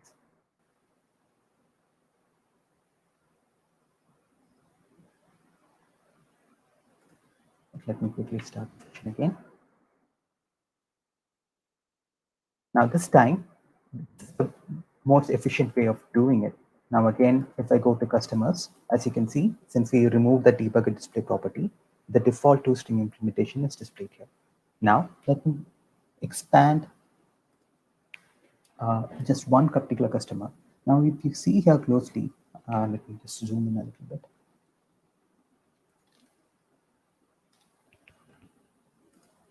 If you see here closely, there is a pin property which is appearing on the left hand side, on the right hand side of the property, as well as on the right hand side of the value. Now, if I click the pin which is coming on the right hand side of the value, it's just going to create a new pop-up and it's going to hold that value here. Now, this might be useful for you if you're just looking into one or two properties and you want it displayed all the time. So this is something that might be useful for you. But there is one more pin that is on the property level, right? On the property level, if let's say if I want to see ID and name, if I pin those properties, you can see in the background itself, right?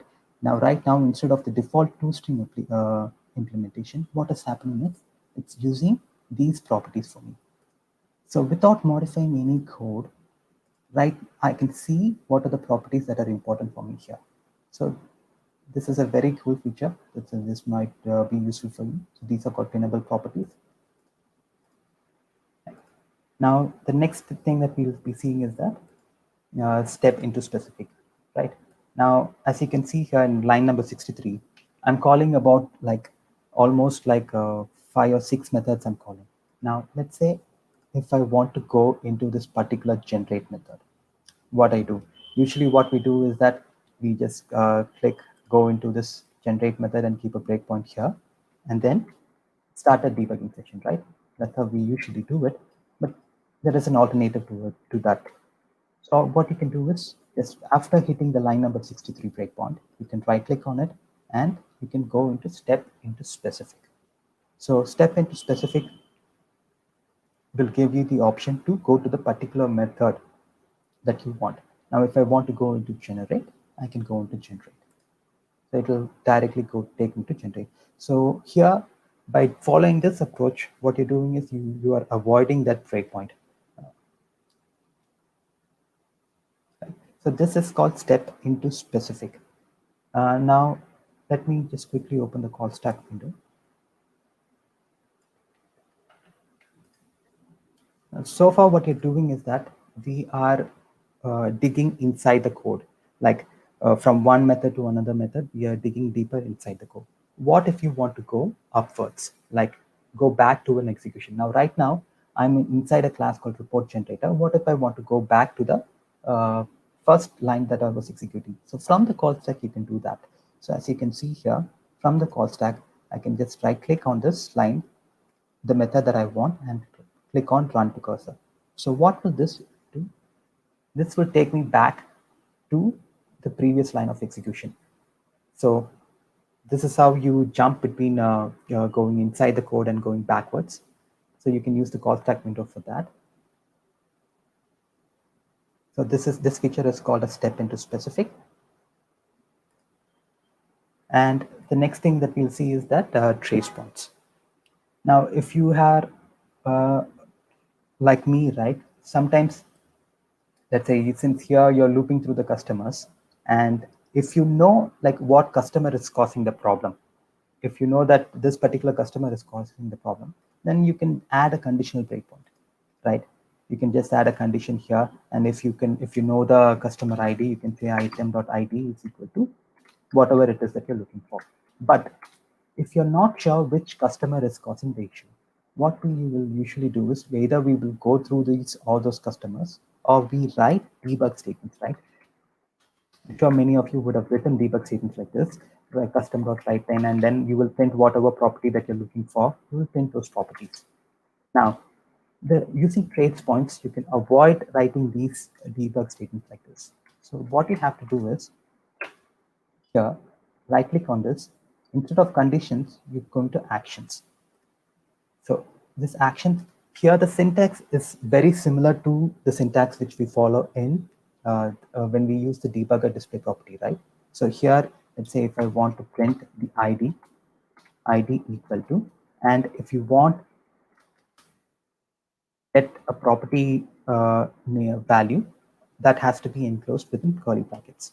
So let's say I want to get item.id.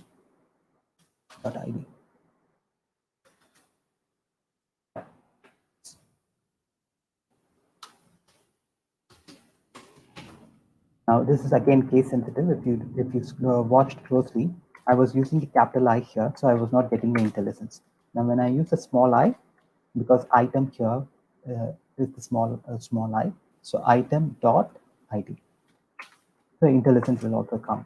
So let me print the item ID and the name. Now what this will do is to create a trace point. As you can see here, this has created a diamond-like breakpoint here. So this is called as a trace point. When we run this, when we come to this particular for loop, it is automatically going to log that data to the console. Let's just quickly check that out.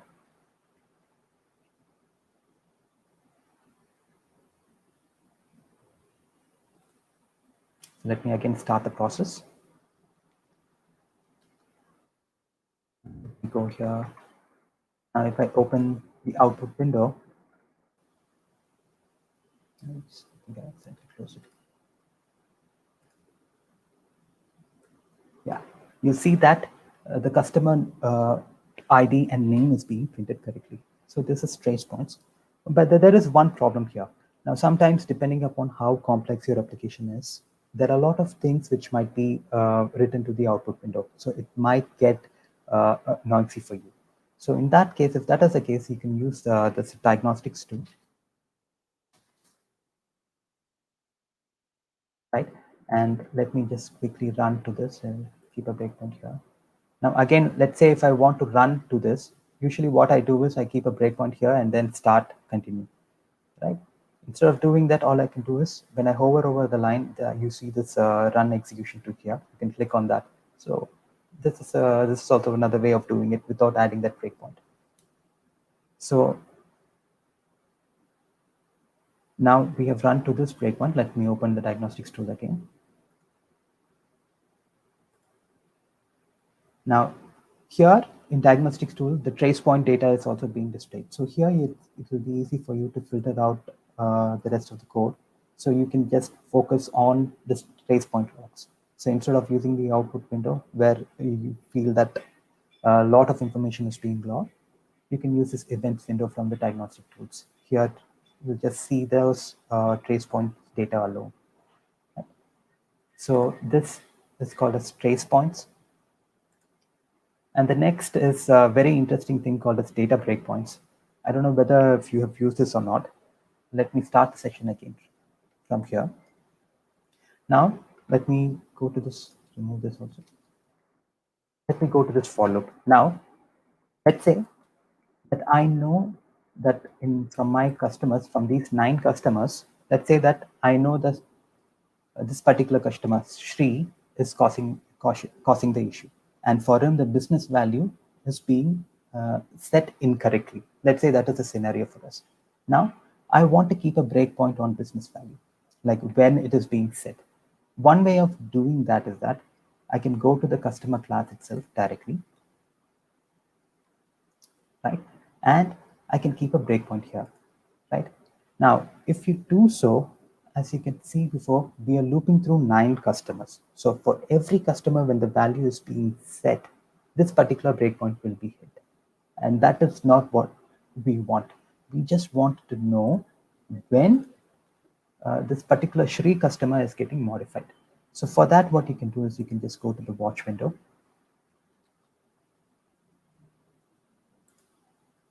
Locals. Now here, expand the report property and expand customers property. Now let's go to the Shri, the ID is 4 and name is Shri.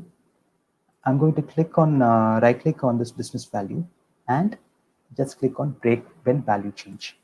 So what this is going to do is, it's going to break when this particular customer, Shri, his business value changes, not when, let's say, when customer Praveen, his business value changes, not when the business value of other customers changes. It's going to break only when Shri's business value changes. So whenever there might be 5 or different parts of code which are modifying the value. So whenever that value is being modified, this particular breakpoint will be hit.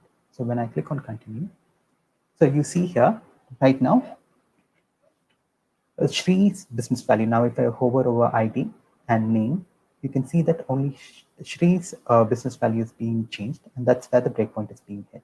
Now, if you want to know where this breakpoint was being called from, you can use the call stack window. So as you can see here, I'm just calling inside this loop here to make it simple. So this is data breakpoints. So hope this is clear for you. And the next thing is that we'll see return statements. So let me quickly run to here, and then some habits are like old habits. So usually I keep a breakpoint and then run to it. The new feature is like you have to click on this. But since I have this habit, I'm usually doing like this. Right. Now, let me go into this generate method. Let me step into that generate method. Okay. And let me go into, again, let me go into report header, step into specific, get report header. Now you see this method, right? What we have here is, it's just concatenating a string. It is calculating the business value of all the customers, just summing it up, and it's also displaying the count. So if I wanted to know what is the value which is being written by this expression, what I usually do is, we'll just move this particular line above, create a separate variable for that, and store that value inside that variable. And while returning, we'll just use that variable here, right? I'm sure many of you would have done this. So instead of doing that, just for debugging purposes, we don't have to add that variable anymore. So we can use the watch window as you can see here. I can just clear this up. There is a thing called as return value. This has been there for a long time. So when I come to the end of the statement, you'll see the return value. What is the return value that which is being returned by this get report header method? So you are able to see the return value itself. Now, as you can see, I have two expressions inside it. So if I want to know what is the value returned by that particular expression, you can say return value and then 1. So it will give me 9. So right now, here the first expression is customer.count. So it's going to give me 9. So if I want to see what is the sum value returned, I can see return value. Now, return value 2 is also returning 9. The reason is that count here is an integer property. So like what it will do internally is that C# is calling the toString method. So that's why there is another variable here. So if I call return value 3, that should return me the sum. Right. So this has returned me the sum. So now this is how you can check the return value from a statement, from a function, without actually adding extra variables, just to display that return value. So these are return values. The next thing that I wanted to talk about is parallel stacks window. So that is the final topic for me. Now I have another sample scenario application. This is a WPF application. Let me quickly run that. So what this application does is that it's going to start a big process, and it's going to run several processes. Then once it is done, it's going to just display a message saying it's done. Now let me start that process. Now purposely, one of the processes is not working correctly. It has a bug. But the problem is, right now, the screen itself is hanged. Now, suppose if you are the person who has written this code, you might be aware like what is going wrong and what is which process is going wrong. But imagine that if you are not aware of what's like if you are not the person who had written the code originally, and if you're just responsible for fixing this issue, which is a good starting point for you. Now, the first option is that you can go through all these processes one by one and see, like go through all the lines inside processes and find out where the issue is. That is one way of doing it, but that is definitely not the efficient way. Now, imagine what if each process has thousands of lines of code. So you cannot go through those thousands of lines of code, right? So that's where you can use the parallel stacks window. Now, let me just stop it and the parallel stacks. What this will do is that it will give me uh, a nice graphical view of how many threads are being run in my application. So right now, I have 3 threads. So I hope you're able to see the screen. Let me just close in a little bit. Yeah. So I have a main thread, which is just long running process. And I have 2 more worker threads. So this 18320, this is one worker thread, and the other worker thread is 22816. This is the ID of that. And just by looking into the graphical view, you can see that process 5 has something to do with the issue. Now process 5 has started this thread, and this is waiting for 22816. So again, process 5 has started another thread. This is waiting for 1238820. So what is happening here is that you have one thread which is waiting for another, and you have the other thread waiting for the first one. So this is a deadlock scenario, and that's why the application has hung. So just by looking at the parallel stacks window, you were able to get a good view of where the problem is. Now, if you have a long running thread, then that also will be displayed here. You can just pause it and you can see what threads are running. So this is something which will be very useful if you're using if your application uses multiple threads or tasks, async await keywords. Right? So now I can go into process 5 and debug and see what is the issue. Now the parallel stacks window will display the view in 2 ways. Now this is thread mode, and also you can display in tasks mode. But the task mode gives you a little bit more detail, like the call stack is also present there. And obviously, this is a deadlock scenario which I created myself. So it's saying that the deadlock has been created. Yeah. So this is about what I wanted to discuss about parallel stacks window. Yeah. Now I think I'm almost exceeded my time. So if there are any questions, then I'll take those questions now. Yeah. Thanks for joining, everyone. Okay, so I think there are no questions. Anand. Yeah. Gotcha.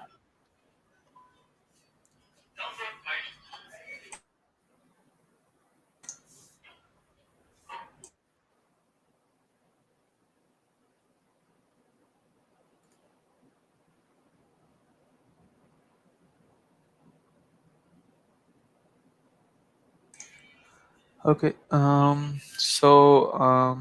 Thanks, Anand. So thanks for your session. Um, so next up we have Elil. She'll talk about the Blazor, like how you can get started off with the Blazor. So over to you, Elil. Thanks, Suhas. Let me share my screen and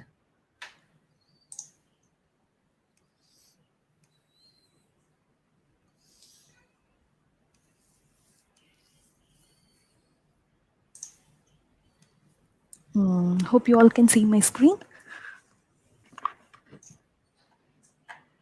and hear me good. Yes. Yes, Elil. You can click that hide button on the bottom. Yeah. Yeah. So welcome you all for this session on getting started with Blazor. I'm Mary Literacy Syrian. I am the technical lead and product consultant of Serverless 360, one of the products in Coimbatore. And happy to see you all today on Saturday. So what is going to be the agenda of today's session is we are going to explore what is Blazor, why should we use it, and how can we get started with Blazor.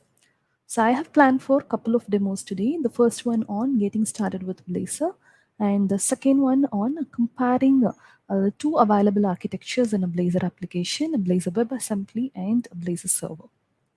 So let's get started. So we are going to develop rich client-side UIs with Blazor. So that is going to be the context of this session. By the end of this session, you would be in a position to understand how can you create rich client-side UIs using C#. So it is like putting together two extremely contradicting terms, isn't it? Client-side and C#. Let's see how. So how web applications generally work. We are going to understand before we get into the Blazor in depth. Let us try to understand how do generally a web application work. So you would have a server-side component basically built on languages, technologies like Java, .NET, or Node.js, and I would have an client-side code which basically runs on JavaScript. It could be Angular or React.js. Basically, they all run on JavaScript. So as I compare these two components of a web application, I also observe and disconnect between them. So what is the disconnect is the skill set that I acquire when I learn building and server-side application. I do not find to use that when I try to build a client-side part of the same application. So, like when I'm in this industry for past 10 plus years, and ideally years back we used to have a couple of teams, like a team who dedicatedly work on the back end, and there would be another team who work on the client side. I have wondered how nice it would be if I can do my C# coding at the client side, and I'm very happy to know that that is possible now with the help of Blazor. So you hear me right, that we are going to write my client-side coding with the help of C# code that I'm very comfortable with. So basically, I can run any code in the browser with the help of the WebAssembly, which is part of modern browser applications now. So this WebAssembly can execute my .NET code, my Blazor applications, are going to be converted into a .NET library and which the WebAssembly can execute with the help of the .NET runtime it has inbuilt. So let us see more deeper in detail. So this is the nutshell. We build a Blazor application in C#, which can be converted into a .NET library, which can be understood by the WebAssembly that is present in all the modern browsers that we have in the present. So this is what makes it possible for me to build an client application using C# with the help of Blazor. So why should we use Blazor? So I strongly recommend everybody to ask this question when you learn anything new. Why should we use this technology over anything existing? So let us see 5 strong reasons why should we use Blazor. So WebAssembly is supported by all major browsers, which makes it possible for me to execute my Blazor application in the browser at the client side. And you use C# for interactive web application development, so which makes it very convenient for me to build applications and detect errors at the development phase itself, because C# is a strongly typed language in contradiction to the scripting languages in which you can diagnose the errors only at the runtime. In C# you can diagnose the errors and fix them at the build phase itself.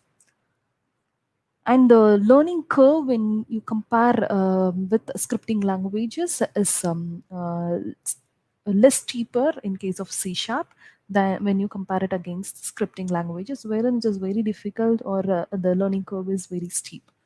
And you can reuse your existing libraries. Say you have predefined libraries in your organizations. It's quite simple for us to reuse them when you choose Blazor as your platform. And its performance is near native. We can build seamlessly performing applications. We will see how do we claim this is going to be near native as we proceed further, as we explore more about Blazor. And last but not the least, you get the best in class tooling and debugging support because it's a Microsoft supported framework. So you get the advantages of working with Visual Studio, which is one of the best in class tooling and debugging IDE that is available for Microsoft supported frameworks. What is this Blazor? Having understood why should we go ahead with that, let me throw light on how does an Blazor app look like. So this dialog.razor is a component in a Blazor application, which in turn contains its C# code as well as the HTML component of it, part of it. So let me show you how does an simple dialog.razor component would look like.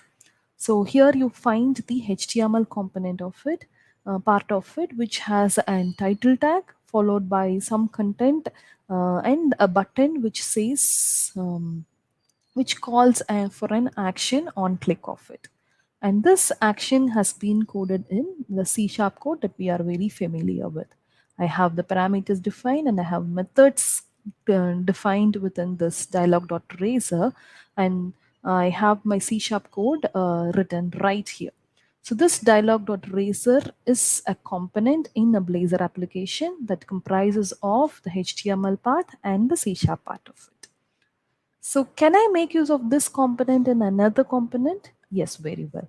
So that is how this index.razor consumes the dialog.razor component within it. So this index page, which is going to be the home page of my application, has got an HTML part of it, and it which consumes the another razor component as an HTML tag. And I pass on the title value from the index.razor to the dialog.razor. It is as simple as that. So whomever is familiar with an Windows Form application, you might find it very similar with the so it looks similar to Windows Form application, but the negatives of it cut off. So as we said, we started off saying we are building web applications. And how do we make this Blazor app execute in a browser? So that is my next concern. Let us see how. So this Blazor app is supported by .NET standard libraries, and as you build this application, it gets converted into the .NET standard libraries, which includes its dependencies, and you get the Blazor app.dll created. And you have the .NET runtime available as in .wasm file, and which can convert this whole application into the bytecode that can be consumed by an WebAssembly, so that the browser that has got this WebAssembly can compile and can understand this Blazor application and render the application that you are looking for as an web application. So this whole application is going to execute in the JavaScript runtime with the help of the WebAssembly. Yes, so it has its inbuilt .NET runtime available in the form of mono.wasm file, and you have the Blazor app DLLs made available, which is being understood by the WebAssembly. And because it runs on the JavaScript runtime, it is enabled to consume the benefits of WebSockets, File API, or DOM objects. And as it consumes the DOM objects, it is capable of interacting with the JavaScript components as well. So that is how you can you get to view and Blazor application in as a web application. So this is with the basics of Blazor. So we understood what are all, how do you build components in a Blazor application? How does the WebAssembly understands the Blazor app with the help of .NET libraries, and you get it rendered as a web application. So now it is time to get started with Blazor. That is, we should create our first Blazor application. So what are all different ways to develop a Blazor application? You can use Visual Studio. If you are very familiar with the Visual Studio ID, you can very well choose to create your Blazor applications using Visual Studio. Visual Studio Code is also capable of helping us build Blazor apps, or you can stick on to a .NET Core CLI. So I'm going to show you how to use all these three IDEs as a part of the demos planned today. So let us have a quick overview of what would be the requirements for me to start off with building Blazor applications with the help of these tools that we discussed. So irrespective of the toolset that I'm going to choose, the first step is to install .NET Core SDK version 3 or the newer versions. And you can, as a second step, you can install your tool of choice. If you already have Visual Studio, you can enable ASP.NET and web development workload, and you can start creating a new project. You can find the Blazor app as one of the predefined templates available. If you use VS Code, then you will have to install a VS Code C# extension for that, and you can use a terminal to create your Blazor application. If you're using your .NET Core CLI, then you can you already have the .NET Core SDK installed as a step 1. So you can go ahead and start using the .NET new command to create your Blazor app. So what is in common among all of these is like in Visual Studio and VS Code, you get the benefits of IntelliSense and IntelliCode features that can help you work with the more efficiency. So you can create your application through the .NET Core CLI, and you can use any of the editors. It can even be a notepad of your convenience to modify the code and proceed further. Okay, I would recommend you to stay connected on Blazor.net, which is the official platform wherein to get the latest get started guidelines. So let me show you that. So this is Blazor.in, wherein you can get started with the tutorial. So this is a tutorial I am going to follow today for you to get started with the Blazor app. Okay, so the first and foremost step is to get your .NET SDK installed. Okay, so I already have it in my machine. So let us do a quick check of whether it is present or not. So I just type in my command prompt to find that yes, I do have .NET SDK installed in it. Yeah. So what should be my next step? I should go ahead and then create your app. Yeah. So in the command prompt, after confirming that we have got the .NET SDK, if you do not have it, you have the option to download it and install it right from the tutorial itself. If you have got it, then the next step is to create your app. So what is a command to create your app? .NET. So let me traverse to the folder where I have the permissions to create it.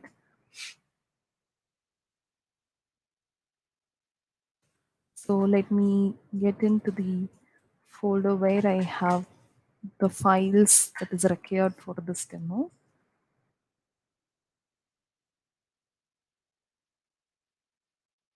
So here is where I would prefer to create my app.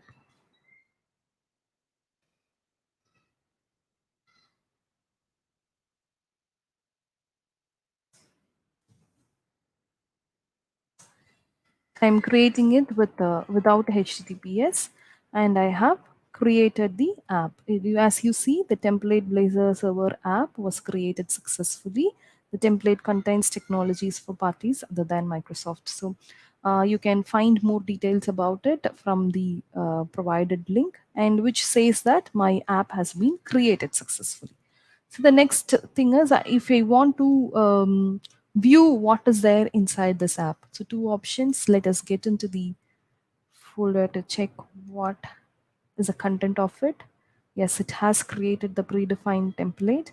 And say if I want to open this app in Visual Studio Code so that it is convenient for me to view and then understand what are the various components it has got. So here I have opened that app in Visual Studio Code, and let me show you the various components it has got. Yeah. So this pages is where I actually have the actual content of this web application, and program.cs. So this is my starting point, which is in typical C# code, wherein I have the startup code. So the home page of this web application is index.razor, so which has got a sample content which says welcome to the new app and how is Blazor working. Yeah, and I have encounter or tracer, which is another component. And as you see, here is where I have defined the route of this particular page. So from the home page, when I say /counter, I would be landing up on this page. So shall we see how does this execute? So here in the terminal, I can execute the application.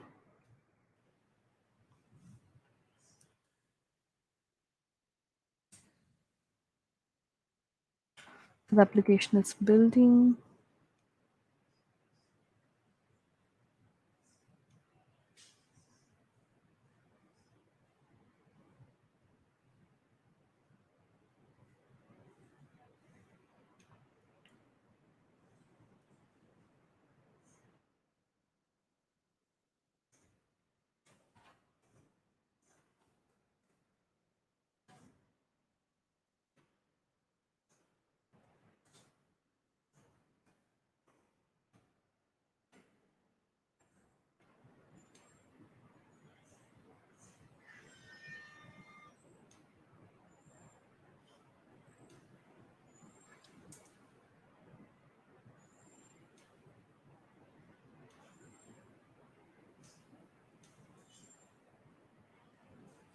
So let us proceed to running the app.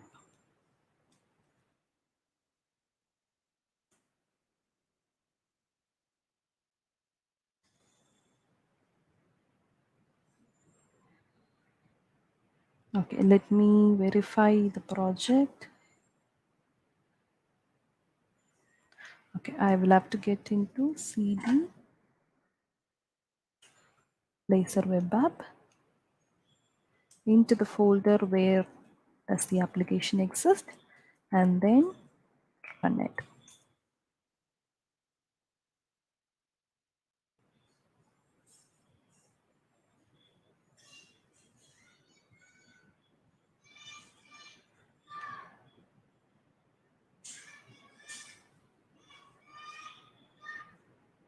So I get some exception. So let me try to run it from Visual Studio.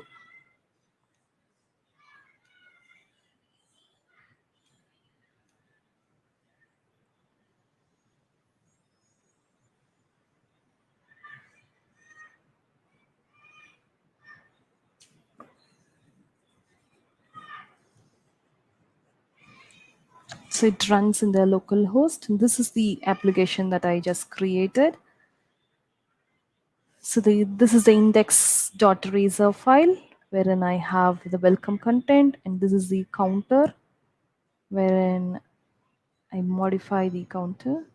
Click me is a button on click which calls the C# method to increment the counter. And this fetch data is another component which retrieves this information from an JSON file. Okay, so this all has been created from the template that we with which we created this application. So on building this application, I get this hosted into an web app. And so let me show you some more details about what happens when I load this WebAssembly project. So what has happened is it has imported all those components that are necessary to execute this web page on the browser on the initial load itself. And after which there is no server-side call at all.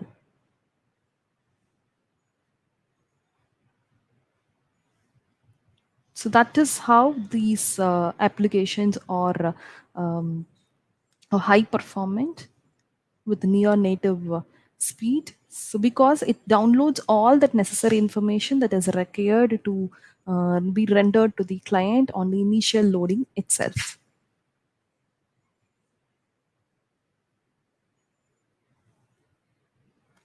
So now, as I said at the beginning, there are two ways in which you can build your Blazor application. You can build it as a Blazor server or an Blazor WebAssembly.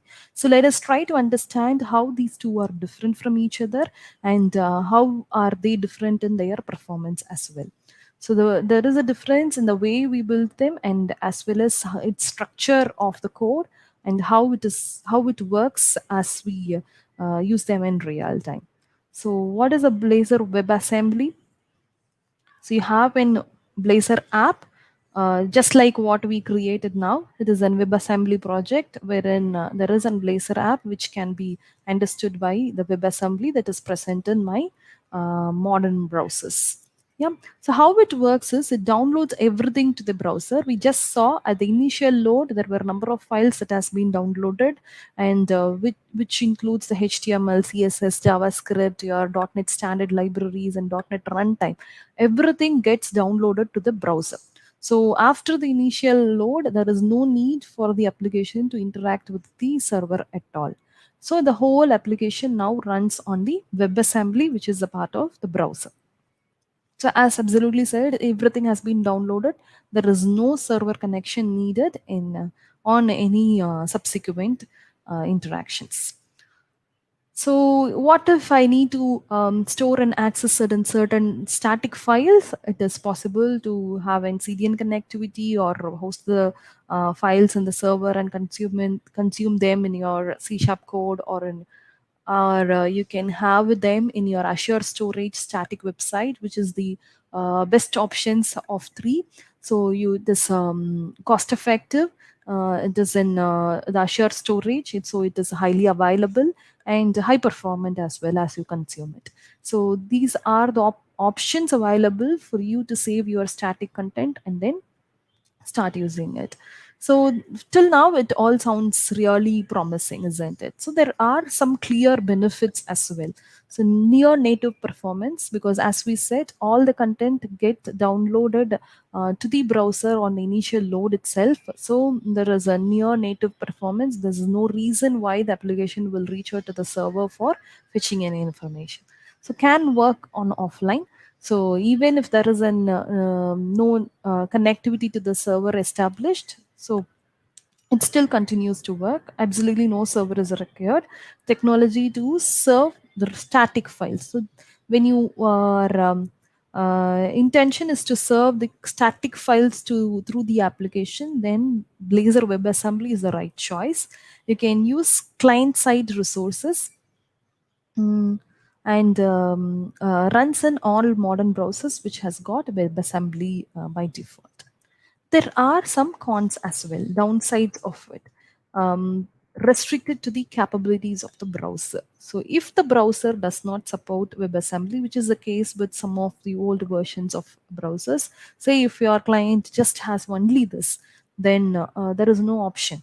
The browser does all the work because that is a big overhead on the browser and more to download. So the initial load time is comparatively longer than when it comes to the second option, which is the Blazor server. So to overcome these downsides, so we have another option called the Blazor server, wherein you have the Blazor app, which runs in an ASP.NET Core web application. And this ASP.NET Core web application is executed by the .NET Core runtime. And you have an user interface, which is a thin client, and the communication between these two components happens through SignalR. So these all sound to be too complex, isn't it? Like, should I have to do all these things to get a Blazor server application running? So all these are getting done under the hood without our knowledge. Like we need not do any heavy lifting to get this set up. Everything is achievable through the template that Visual Studio creates for us as a Blazor server application. So you can use for thin client scenarios wherein you want to reduce the number of information that you want to keep on the client side. It could be a mobile application. So in such cases, a Blazor server is the right option. It has inbuilt real-time WebSocket connection. You have access to the full ASP.NET framework, because ultimately it runs as an ASP.NET Core application. So it has access to the full ASP.NET framework, databases, API accesses, and server-side secrets can be maintained without any challenge. Whereas in case of WebAssembly project, you'll have to retain all your server-side secrets on the client side, which is not at all recommendable. So as we discuss this, you might be wondering, so what if there are a number of clients? How do I take care of scaling between my server and the clients? You can use Azure SignalR service, which can at ease help you overcome the scaling issue. And what are the core benefits of a Blazor server? A small download. As said, all the weightlifting is done on the server side, so you have a very less components that needs to be downloaded. So it's a small download, loads fast, full ASP.NET framework is supported. WebAssembly is not needed, as all the core logic resides in the server side. Even the browsers which does not support WebAssembly can execute Blazor server applications. You still achieve the benefit of building your client-side coding with the help of C# without and support to WebAssembly. Yeah? And server-side secrets are kept secret at the backend. Yeah? And the downsides of this is no offline support. So here there is an requirement to keep the connection between the user interface and the backend ASP.NET Core application intact. So you need a server running in ASP.NET Core to get the functionalities achieved. Compared to the WebAssembly project, it has a higher latency and a slower application. So we all know the power of .NET Core runtime, which is relatively faster. But in comparison to the WebAssembly Blazor project, Blazor server has a higher latency and it is a relatively slower application only in comparison with the Blazor WebAssembly project. Otherwise, you have a very good performant solution. So there are some other differences also that we need to understand. So let me show you the structure of both of them. So we created a WebAssembly project. So creating either of them is quite simple. Say I can say new project, and here I can choose Blazor app and then give a name of the Blazor app. And as you proceed to create, here you have an option to choose from and Blazor server or a WebAssembly app. So as they clearly say, this project template creates a Blazor server app that runs inside your ASP.NET Core app and handles user interactions over signal or connection. So I need not do anything explicitly. It has been taken care of when I choose this template. Whereas the WebAssembly template that runs on the WebAssembly. So this template can be used for web apps with rich dynamic user interfaces. Both of them are capable of giving you rich dynamic user interfaces. The difference is here you have a thin client and here everything runs on the WebAssembly in the browser. So you can choose between the project type, and here I have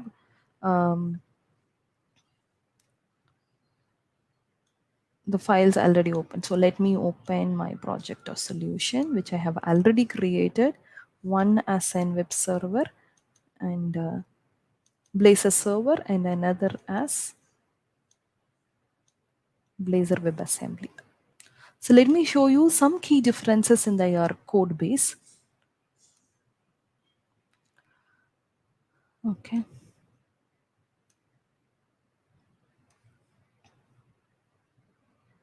Say the index, this is a server project wherein my root directory is very simple with the CSS and the other resource files. Whereas in case of an WebAssembly, wherein the whole application is expected to run in the browser, I have an index.html which defines my connectivity, that is which downloads my blazor.webassembly.js, which is required for executing this application in the browser. And the next difference comes in my startup.cs.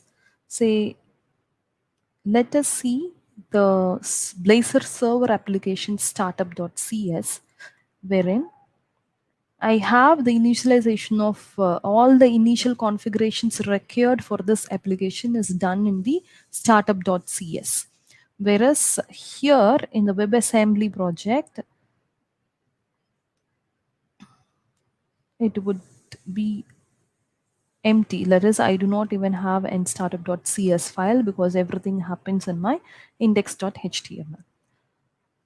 And we should also look into the app settings. So app settings on the Blazor server is a part where you create your server-side secret. Say if I need to connect to my database, Azure database, I need to have my connection string here. If I am using any storage account connectivity, I need to define the connection strings here. So all those can be maintained in application app settings.json in a Blazor server application. Whereas in a WebAssembly, you will not find any such tool. Otherwise, the core content, that is the web pages that are rendered, all would look just the same against both the application architectures. So here I have counter, error, fetch data and index, and here I have counter, fetch data and index, which are the Razor files would still be the same, so that the Razor file that I create for a WebAssembly, I can very well reuse it for an Blazor server project as well. So here I have an host.cs file in addition to the in the Blazor server, wherein I have my host configurations defined. You can have the environments configuration, all those can be defined, which would be missing in my WebAssembly. So otherwise, we just executed the WebAssembly project, and let me now execute the Blazor server and I will show you the difference.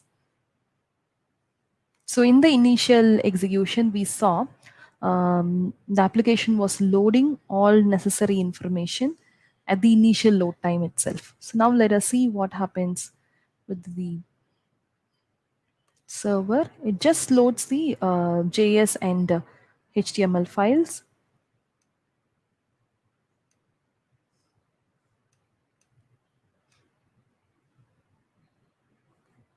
So the initial load time is more in case of the WebAssembly project in comparison to the Blazor server project, whereas the performance after the initial load, a WebAssembly project can be found to be highly performant in comparison to the Blazor server project.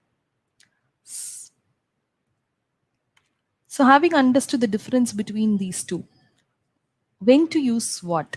So when you need a near native performance, especially in case of gaming applications, say the user need to be served with the static information, offline games, so then my choice should be in Blazor WebAssembly. So when you need to connect to server side resources, if the application demands an database connectivity or storage account connectivity, then your choice should be an Blazor server. When you can't rely on a WebAssembly, then you will have to choose an Blazor server, because if you expect your end users to have browsers which does not have WebAssembly built in, then your choice should be an Blazor server. When you need to work offline, then choose WebAssembly, because at the initial load itself, it is going to pull in all the necessary information and it does not expect any server connectivity after which.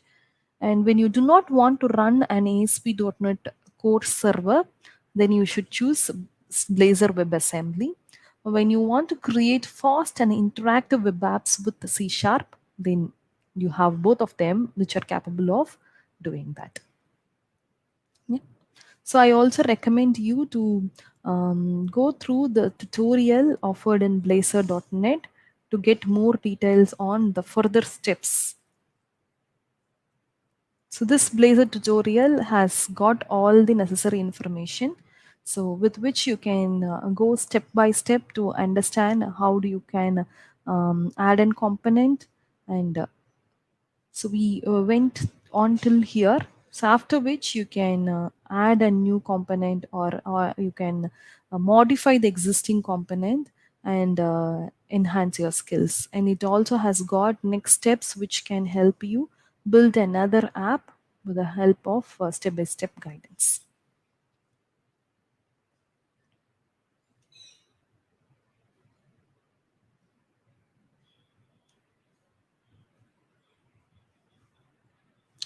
So in this session, we talked about ASP.NET Core Blazor, how it is a framework for building interactive web UIs with C#, and it uses Razor components wherein it has the C# and the HTML code built in, and you can reuse the existing libraries, C# libraries that you have already built to build a Blazor application.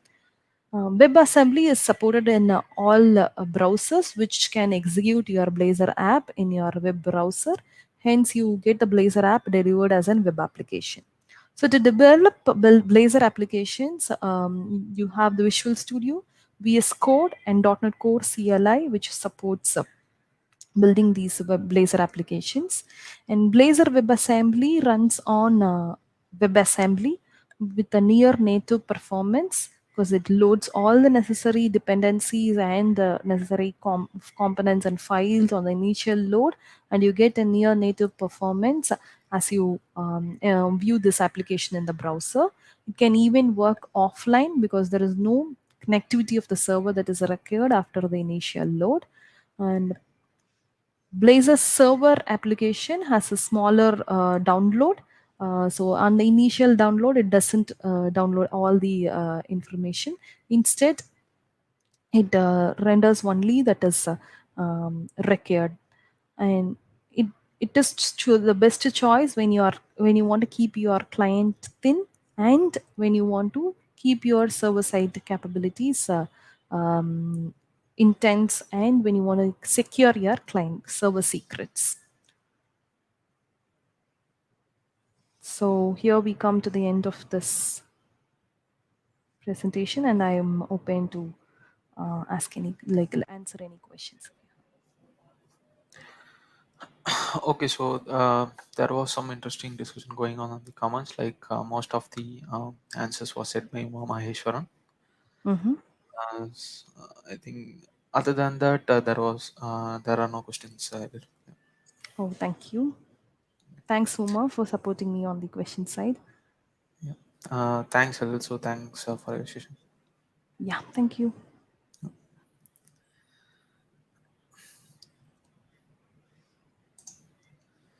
Okay, so next up we have Menaka Bhaskar. Like she'll talking about how you can architect your cloud native applications in Azure using .NET Core. So over to you, Menaka. Hi, Suhas. Yes. You can share your screen.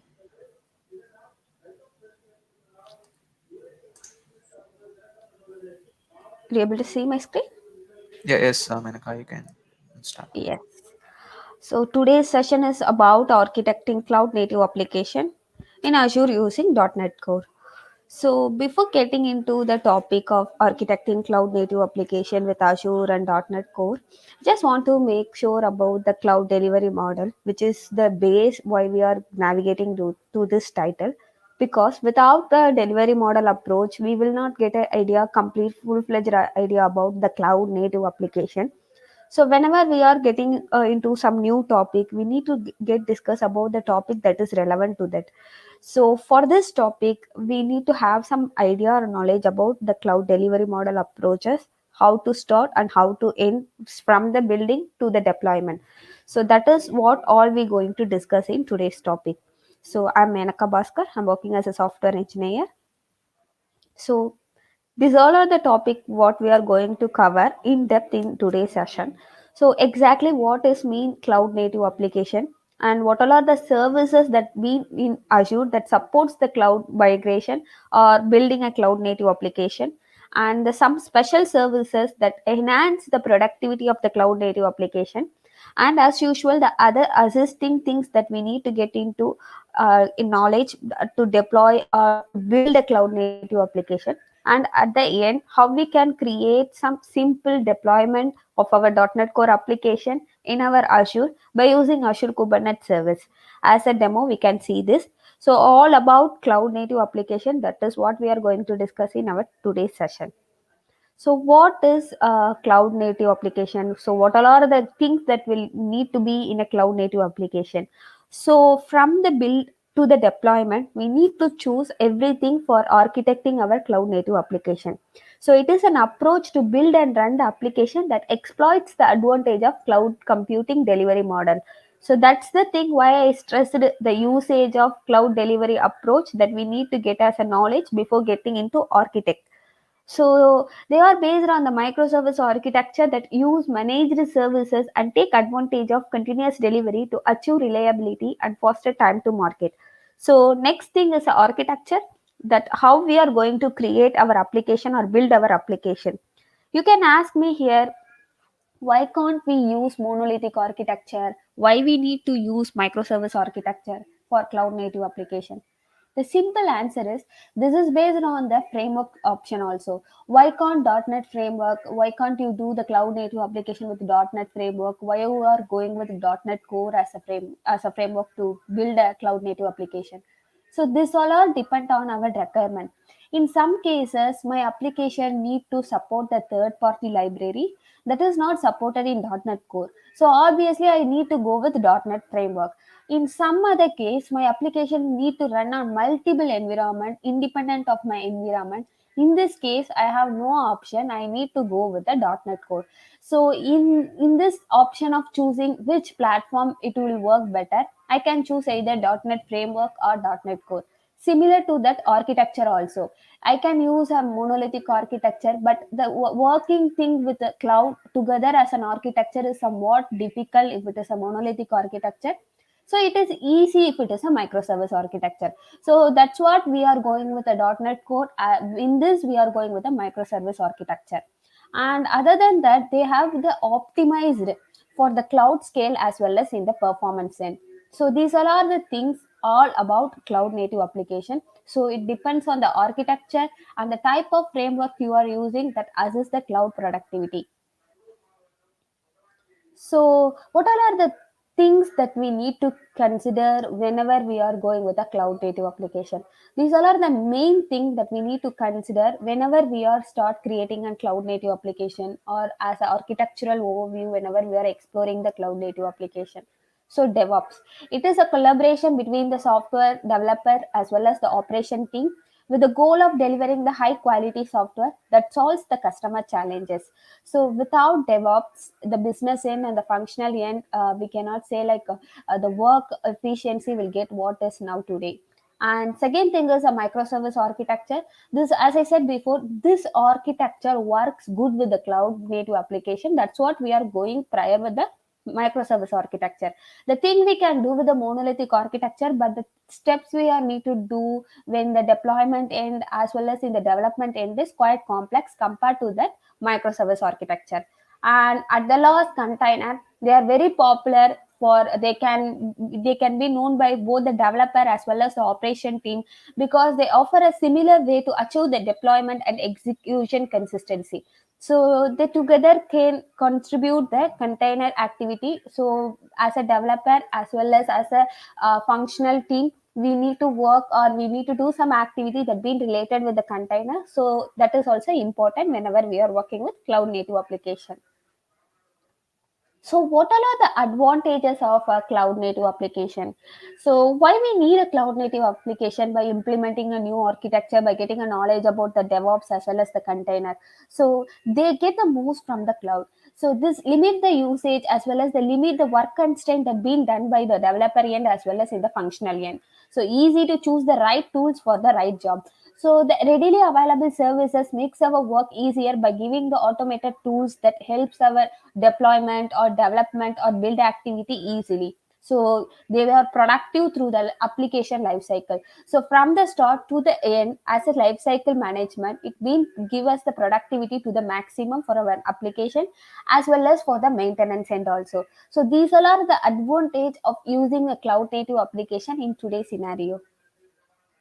So there are a lot of service provided.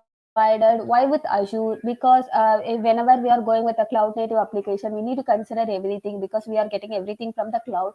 We need to consider the cost and the other things like scalability, flexibility, as well as the security also, because data privacy is very important. So why we are going with the Azure other than compared to that other service provider? Because they have been invested really nearly 1 billion annually with the 3,500 security expert with more compliance certification. That makes Azure to go as one of the best service provider in today's market scenario. So microservice in Azure.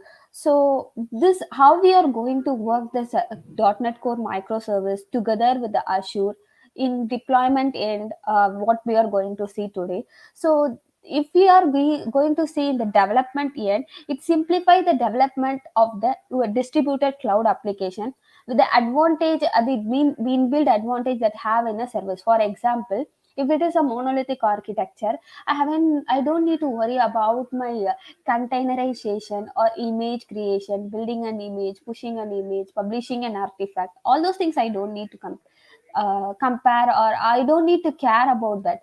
But if I'm going with a microservice architecture, I need to care and compare everything. How I am going to create a helm, how I am going to create an image, how I am going to build an image and publish an image, and everything I need to consider. So that provide an additional advantage of using the containerization application in Azure Kubernetes. It provide other services also. We can use either Azure Fabric service or Kubernetes service. It depends on our choice and the requirement, client requirement. It have built services independently, so the services being built are independent, so the deployment also need to be done independent. So the main approach here is whenever there is an issue at the particular service, we don't need to care about the particular service that will hang up my entire application. Everything will run independently, so the tools that supports and the tools that works also supports the particular service. It should not be common to every service. So in this activity, the Azure helps a lot in microservice architecture and scale service autonomously. This is one of the main feature that why Azure helps multiple deployment activity, and the scalability also autonomously scale. So you can able to enhance your productivity or efficiency of your microservice by using the Azure. So what all are the services for container that been readily available in Azure? Because whenever I'm going with an architecture as a microservice and I want to deploy my microservice architecture into Kubernetes, I need to know about other services that I can able to use in my future. Because every time I cannot do this activity with Kubernetes. If I want to use some other things, like I want to create a powerful cloud app for web and mobile, I can go with app service like that. I can use some other thing for that supports the Red Hat. Or if I don't have Docker that being supported in my Windows, I just want to do that image creation activity, I can go with Azure Container Registry. So there are a lot of alternate. When one thing is not work, I can go and choose the other thing which will suit for me. So those all are the services that assist your containerization activity whenever your alternate is not at work. So explore the services. These are the services that especially readily available in Azure to work with the containerization activity. So what is the major differentiation between the cloud native apps as well as the traditional enterprise apps? For example, if I have my microservice application, I cannot say like I given a microservice architecture, so I can give the efficiency of 99.9% to my client. At the same time, I have my some of my drawback with my microservice architecture also, because whenever my team get some new developer and I hand over my application to the new developer, he feels difficult to find out exactly where it issue occurs, because of the services being bundled together. There are a lot of service that been available, so it's very difficult to find out the service which does this operation and service that been incorporated from other service. Because we can establish the communication in different ways. Some people may use grpc service, some people will use the Azure queue storage. So this is difficult thing whenever we are getting something new or something new application that been given to some new developers.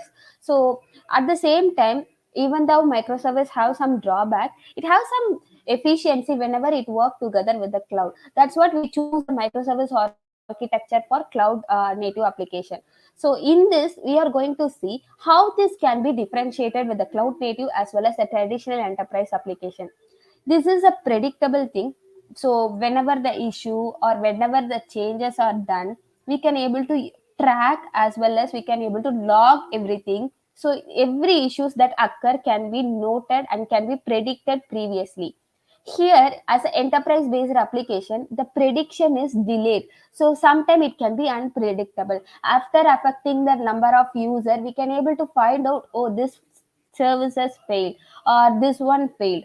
So that is the major difference between the cloud native as well as traditional EA application. So here they have a OS abstraction. Here they have OS dependent. So they have the right size capacity based on the service request, based on the node. I can able to design my cloud native application. But here I need to give something more than enough, because I cannot predict that how much request or how much node that need to be added. So this will be a somewhat oversized capacity that will make my application to be vast. So we are going to see today about something new in this Azure DevOps. Together, Azure DevOps and Azure services are going to incorporate by means of deploying a .NET Core app in Azure Kubernetes service. So this one I choose as a demo because this is a service that links together the DevOps as well as our service. So this DevOps starter works together with Azure as well as DevOps. So whenever we are deploying a .NET Core application or .NET Framework application or any language application as in a microservice architecture, this service is quite very useful because the main reason is it have an auto build the Helm part as well as building an image and pushing an image as well as publishing an artifact. We can able to skip some tasks which we don't need because some application supports the DBN and other application which not. So all these things can be automated, and our first deployed application will be auto populated with the endpoints. From there we can able to view our Kubernetes structure. After that we can able to examine as well as monitor the issue that been associated with the particular Kubernetes cluster. Everything appears on the single UI. So it's very good whenever we have some issues, whenever we want to go back to our DevOps organization, or whenever I want to go to my project, or if I want to check my application and my recent commit, recent build and recent release, everything I can able to view on the single UI. This is one of the good service that whenever we going with the cloud native application, we can use as a one of the service. And as usual, whenever there is a deployment, there will be a Kubernetes as well as a containerization with CI/CD pipeline. And at the end, we are going to deploy the .NET Core in Azure Kubernetes. So DevOps starter. What about this service? So we can develop, deploy, and everything we can do in a single UI. We can able to monitor the code commits, builds as well as deployment. So quickly deploy our application to the Azure, and there is an automated setup of CI/CD pipeline that is also available in this DevOps starter. So all together as a package we can view in a single UI. Why we need DevOps starter? We can see we can able to customize our build and release pipeline. This we can done from the DevOps end usually whenever we are doing any deployment activity. But from the Azure end, whenever we are doing this activity, there will be some series of activity to be done together. So to avoid the series of activity, we can able to customize the build and release pipeline easily from our Azure end. The DevOps starter helps a lot, as well as use a pull request to manage your code flow as well as keep your quality high.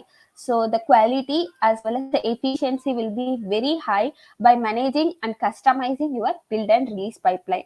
So it can able to track your backlog as well as issue along with your application. So that's why I said like a predictable one. Cloud native application are predictable one, and testing as well as building each commit before you merge your code to rise the quality bar. So this is very good because after the doing every activity and then committing everything and then checking, oh my god, it my application not works well, then again coming reverting back. So doing this activity again and repeating and failing and again getting successful, it's a quite long track because of the quality we can to enhance to our customer. So this by means of this we can able to test and build each commit before you merge your code. That is something that cool how DevOps starter work in deployment activity. So here comes Azure Kubernetes. We can use a Fabric service also, but if whenever it is a containerized application, as a slogan, we can go with the Azure Kubernetes because this is a service that been quite helpful in many of the case that compared to that other services. But whenever we are going with a microservice architecture, we can blindly go with the Kubernetes because it works well with the Kubernetes. So we can able to build, deliver, and scale our containerized application. It removes the complexity of managing multiple containers deployed across the multiple server. This is one of the key points. It implements your containerized application in a portable, scalable, and extensible way. It have the load balancing that is a common feature whenever we are going with the Azure services, and it have also manages the resource allocation as well as scaling. So self-healing of an application. So whenever VM comes into an action, the automated recovery and self-healing will comes into exist. So these all are the things that Azure Kubernetes holds on. So Docker containerization, as I said before, some case where we have no Docker that been supported in our machine, we can go with Azure Container Registry for image creation. So as a traditional approach, we can go with the Docker containerization. It's nothing but a standardized unit of a software. It's a package of software into standardized unit that is helpful for the development, shipment, as well as deployment. So it's simply a package of software together your application holds on. So the three characteristics that been done with the Docker containerization is a platform, pipeline, and application evaluation. So as I said before, whenever we are going with the cloud native application, how we are going with a microservice architecture, DevOps, and container. So particular Docker will hold something like a platform, pipeline, and application evaluation. The platform addresses the global architectural requirements that are necessary for your infrastructure, networking, storage, logging, and monitoring, etc. So it's simply but the portfolio that holds everything about your application. And pipeline, it builds a unified, secure, and automated end-to-end application.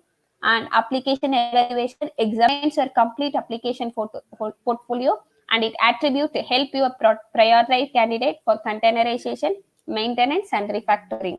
So these all are the things that been in a Docker containerization activity. So this is how your containerized application works together.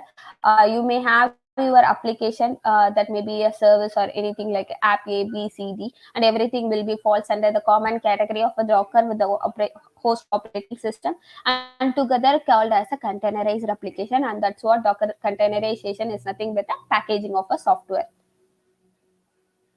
So Kubernetes together with DevOps, how it works, it delivers the fast code with CI/CD, and it will manage the resource effectively with infrastructure as a code, and it accelerates the feedback loop with constant monitoring. And there is a balance in speed as well as security when it comes with the DevOps as well as Kubernetes. So together, the Kubernetes with the DevOps provides a high productivity as well as performance efficiency.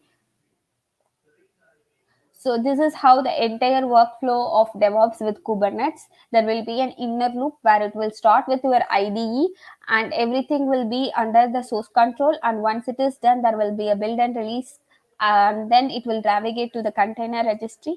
And then you can see the Kubernetes production cluster where you can able to manage your Helm and Terraform. Everything can be done under the Kubernetes production cluster, which you will see separately as a cluster. Whenever we are going with a DevOps starter, we can see this in the additional setting. So once this can be managed, because this is the place where where Azure Container Registry activity will be take place whenever we are deploying a .NET Core application from Azure service.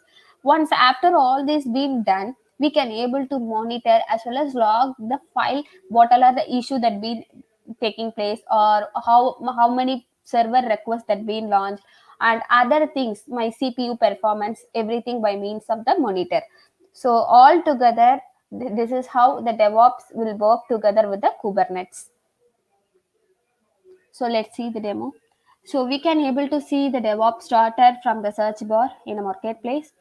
We can able to choose that new application. Either I can modify or I can do redeployment after I am doing this start page, because we cannot deploy the application from IDE here, because we need to create a service. Once after the service get deployed and the application being deployed into Azure or Kubernetes service, we can able to redeploy our environment by changing the files from the DevOps end. So this is an alternate path from DevOps to Azure as well as Azure to DevOps. So you need to start a fresh new application, and you need to choose the framework you want to deploy. Either it's a .NET framework or Core or a simple IoT, and enable your SQL if you need. Once it is done, your application is ready to deploy to Azure Kubernetes service, where you need to give your project name and Azure DevOps organization. This is a place exactly where your Azure service and your DevOps are being interlinked together. You can choose the organization of the particular application which you already created in the DevOps end. Once it is done, you can able to create a cluster. This is a Kubernetes cluster. Either you can create a new, or you can use the existing one, and then you can use to choose the location and then the virtual machine size. You can able to choose this virtual machine based on your requirement. Some case I can go with the standard DS2, or in some cases I need to go based on my CPU and other storage counts. Once it is done, my project homepage will take to the what been appeared in the right side. So I will show this in my actual demo. At the end, I can able to view my external endpoint along with my Kubernetes service, which contain my Kubernetes cluster. I can able to view everything in a single UI. So once after that, I can able to see that application which I been deployed from my Azure end by means of the endpoint provided in the Azure DevOps Starter. So let's see this in our browser.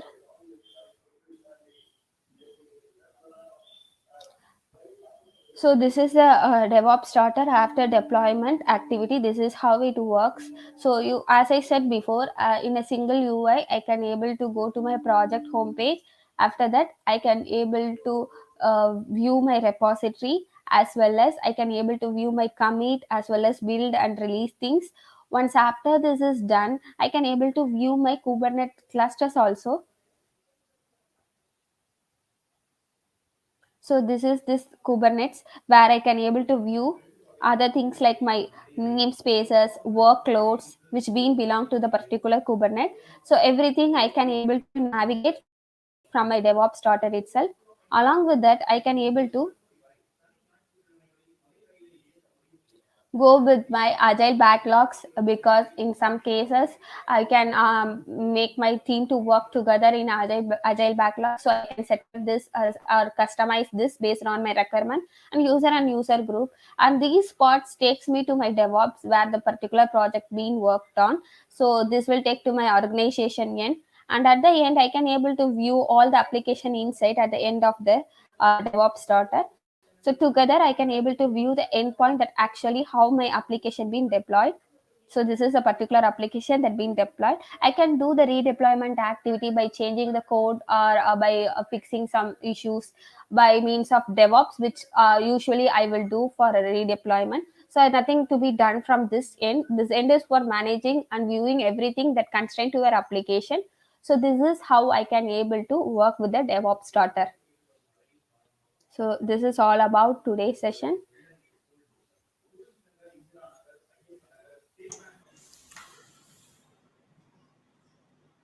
Okay, so I think there are no questions till now. Like, if you have any questions, like you can reply it in the comments, Menaka. Yes, sure, Suhas. Yeah. So thanks, Menaka. Thanks for your session. Thank you, Suhas. Thank you.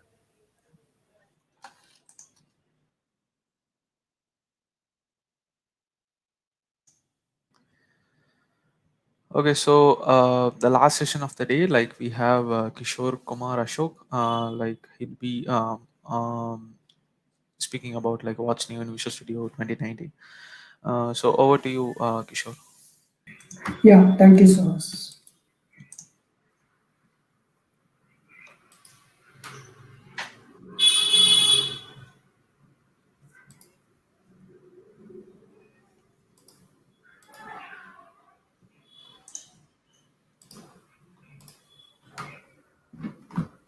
Okay, so hi everyone. So this is Kishore Kumar, I'm senior software engineer. So today I'm going to talk about like what's new in Visual Studio 2019 and beyond, which was like in broadcasted in .NET Conference 2020. So let's go. So today we are going to like see about some of the things like customizing your Visual Studio environment, like how we can customize themes, .NET code templates, solution filters, configurables. So those things we will see one by one. So let's jump into demo first. So here it is like the Visual Studio. I'm just updated with the latest version. It is like a 16.8.2. So we can see like how we can customize the themes, like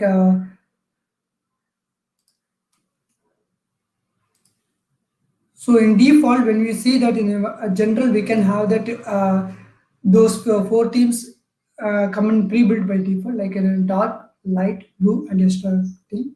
So we can also add some other things through extensions. So let me go and search for some themes here. So like color themes, it is like provided by Microsoft Dev itself. It provides some of them like 4 to 5 pre-built color themes, and also if you need other themes, you can able to download other themes like Discord themes and other steps like One.Pro Solarized. So you can customize your editor using this theme. So let me download this theme. Okay, so we need to close the themes to get the installation done.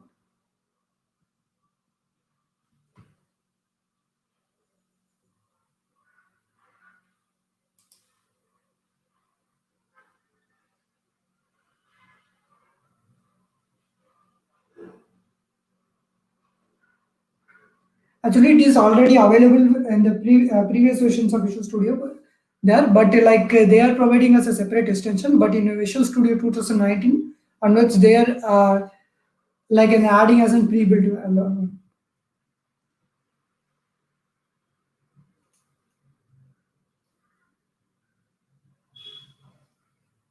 So let it complete.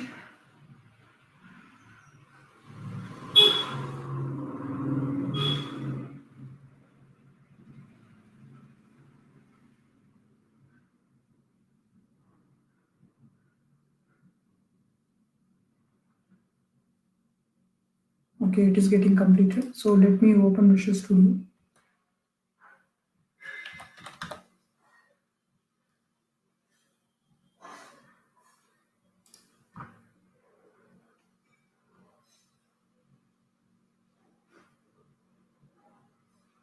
So we can see how these things are like we can change it with the environment settings.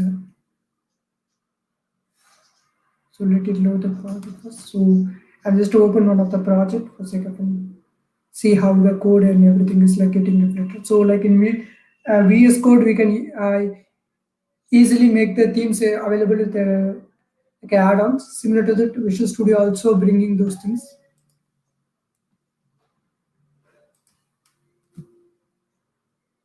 So let me move the face and colors. So if you see, it is like loaded with a lot of new themes. Let's say I'm just applying the theme here. So you can see those themes are getting reflected here. So this is one of the nice additions bring by like a Visual Studio. And the second one is like and .NET Core templates. Like whenever we create a new project, for example, let me add some. Try to add some project here. So let me show you. So when we click on new project, we can see that some of the pre-built templates given by .NET, like this like ASP.NET Core Web Application, Blazor, gRPs, like all those things. So we can, if we want to use our own like a project as an extension, we can export it and use it here. So let me demonstrate it.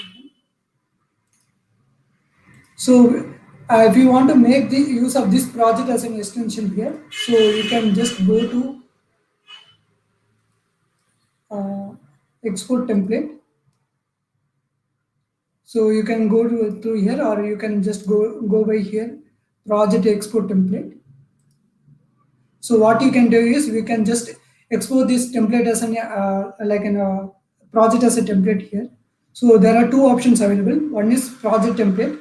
So when you choose project template, it will just copy all those files and dependents. It's an entire thing. But if you choose item template, it will ask for that options like what are the classes you need to find. Like for example, we need to only export this HTTP request class. So those things you can be able to make it, and also it will ask you any reference you need for this classes, dependence, all those stuffs. So let me go with the project template here. So let me add some description.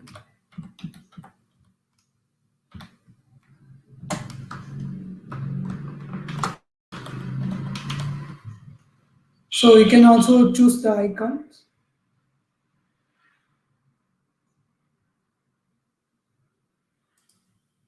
Let me add some of the icon and just download it. So once we added it, okay, it is already existing.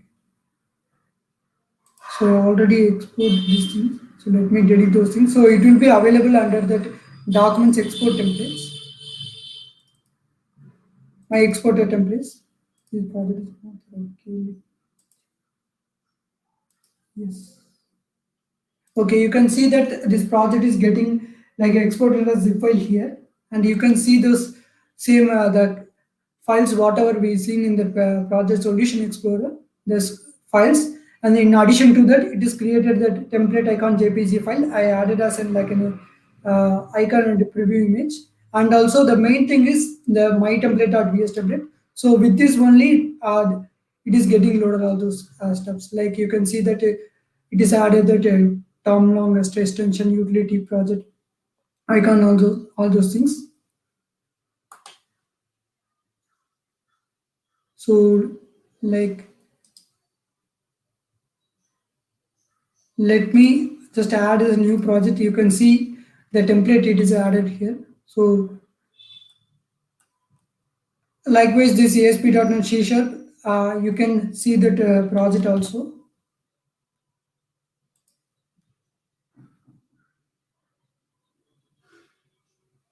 It is searching.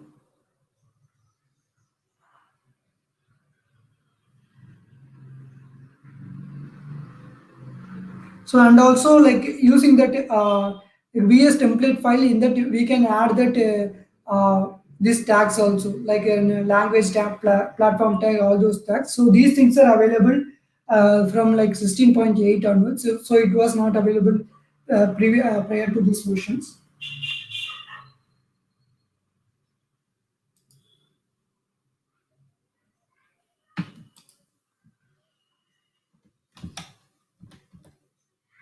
Okay, let me demonstrate at last.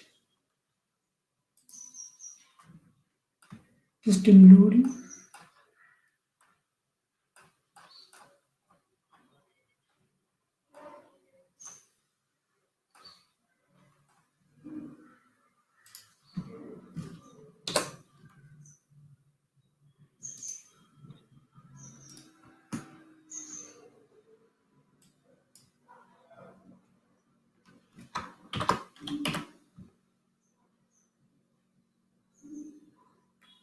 Yeah, you can see this project like it is in the template, it is added here, the exporter template. See the description, the given menu, and utility project, Tom longest extension.t. So it is a new template, and just added that icon. So if you added that, so I can also able to add these tags, C#, all those things. So let me just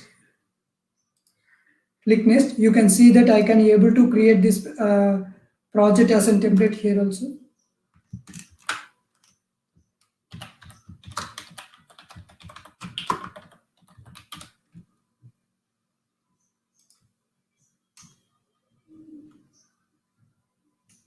So you can say the same thing, whatever is available in the original project, the template also has the same content. So similar to this, you can also make use of the any shared library do you want, like you want to use to or export to any other things, you can make use of it. So another thing I want to show is solution filters. Like I think most of you are familiar with it. Solution filter, like it was like an there a while. So let me just show you this thing. So for this, I need to open a large project here. So let me open like disk utilities. So like this project is having like about 54 projects. Solution has 54 projects.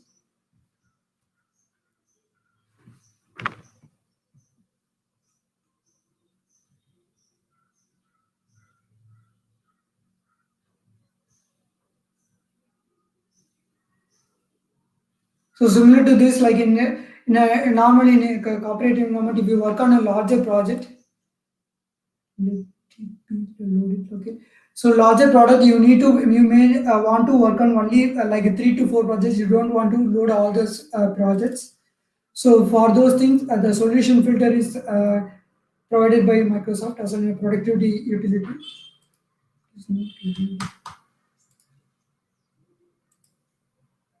Let me open it.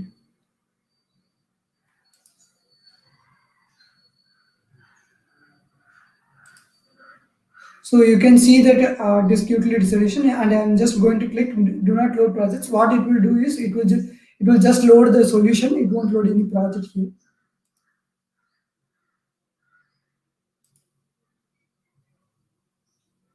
So you can see it is just loaded all those only solution. So if you want to load a particular project, for example, if I want to load only disk common diagnostic and a PowerShell, I can just do like a control and select, and I can do reload project. So it will just reload those 3 projects, and I can just unselect the other projects which is not needed for me. So I can do hide unloaded projects, and you can see I can able to load only 3 projects. So what I can do is I can just go add it as like save as solution filter. So let me say disk utils. So it will be stored in the format called the solution. Normal solution file is SLN. It will just add that solution file filter. So it will be get saved here.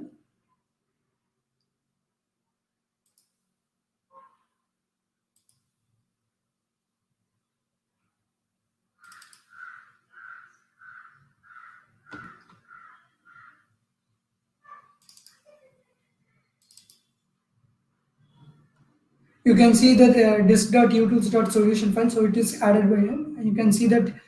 So if we just click and open this file, let me close this one.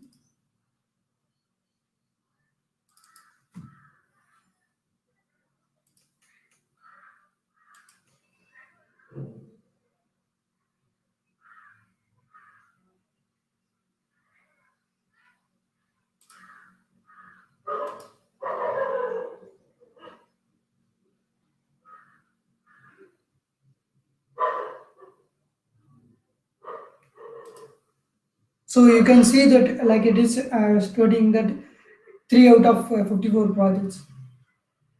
So you can make use of it. So it is just added under the like in utilities folder. It is just showing the folder for differentiate between like the solution filter files and solution files. So these are the things like what I have provided for customizing. And the next thing we are going to see is productivity tools.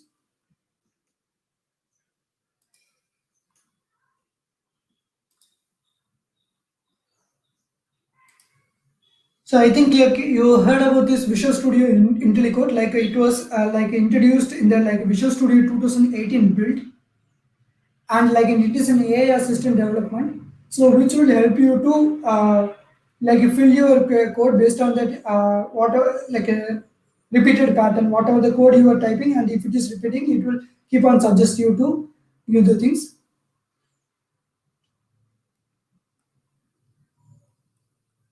So the first one, like the Visual Studio team completion, IntelliCode team completion. So this thing I cannot demo it since it is in like in a larger format. I just ask you to go here and look at the code, so you can see how we can be able to make it. So it is just an AI model you need to create, like the whole code will be there. How model what are the steps you need to do. You can just go through it and you can see how we can make use of it. So you can just install that Visual Studio IntelliCode, build it as Visual Studio like DevOps. So what you have to do is on DevOps, you need to configure this IntelliCode sense. So on every build, it will just learn from that the code pattern or all those things, and it will start giving you the suggestions based on that. So you can go through this and try it yourself.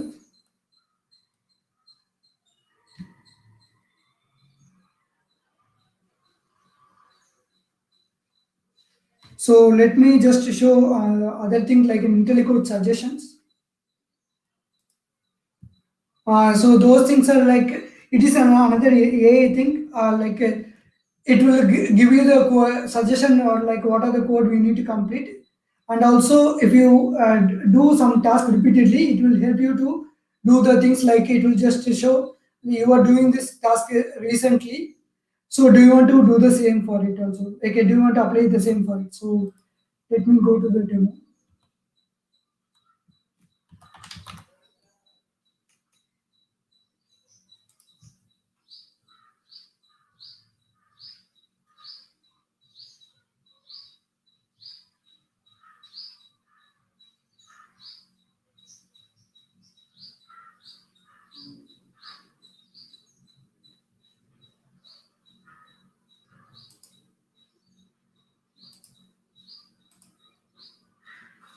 Like it is the like refactoring demo. We'll see how it will work. This Visual Studio.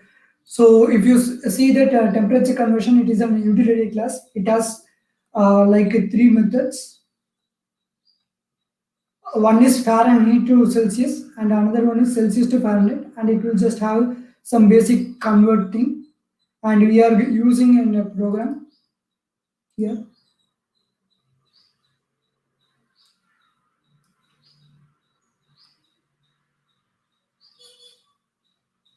So here we are seeing that minimum temperature in Celsius. So let me just change the thing. So here we are doing passing the Fahrenheit temperatures, and we are comparing that Fahrenheit temperature, and we are returning the minimum of it.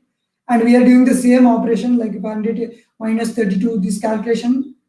So same thing is written here also, 32, all those stuffs.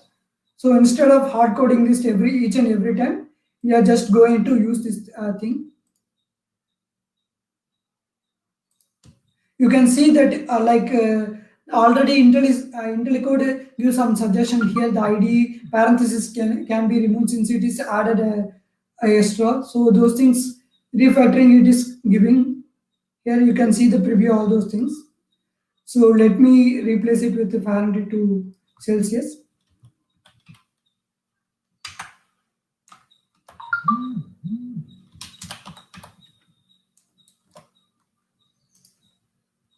So let me repeat the same for another thing also, like minimum temperature in Fahrenheit, minimum temperature in Celsius. So same thing is here also. So I'm doing twice here, so that it will automatically recognize this method need to be used to like apply for that other things also. So let me just.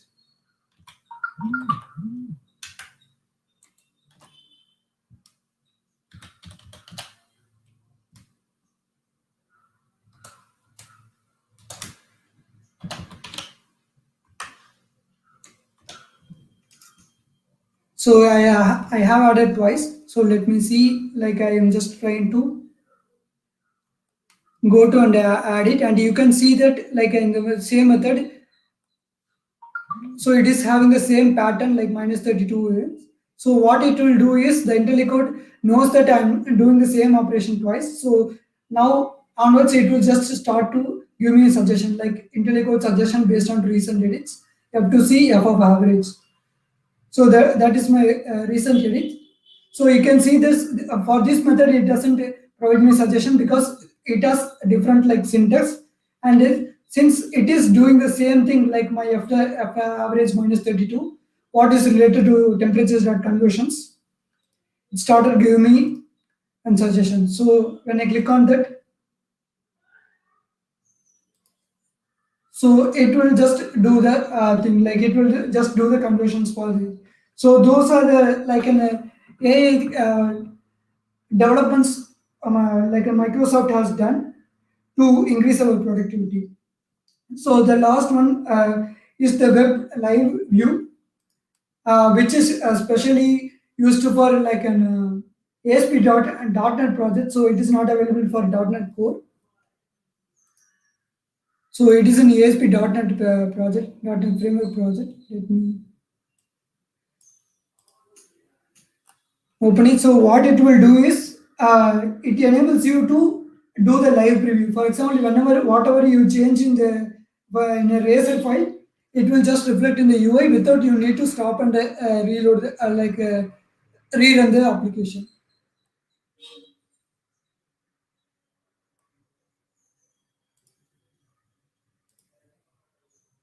For example, let me just have this open about the CSSTML. It has this function. So to use this, you need to install the one of the extension called Web Live Previews. They say still it is in preview, so it tends to be changed, it will be matured soon. So you can just go to the marketplace and download this link. So I will just provide these links at the last of the session. You can download this template, and I already have downloaded. So let me just go. So in the extension, I have downloaded it.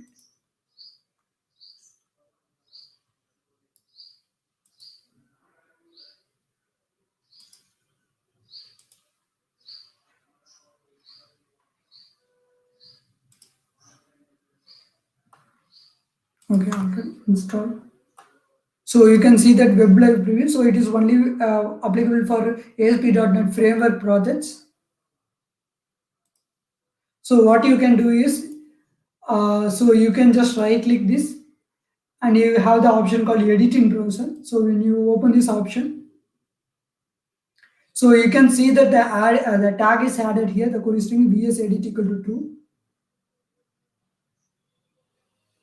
So here you can see that. So when I'm just hovering itself, it is just showing me all those things like what are the tags, HTML tags it has, like here new brand, like about as text, those things. So here you can see all those here, like a breadcrumb it is showing.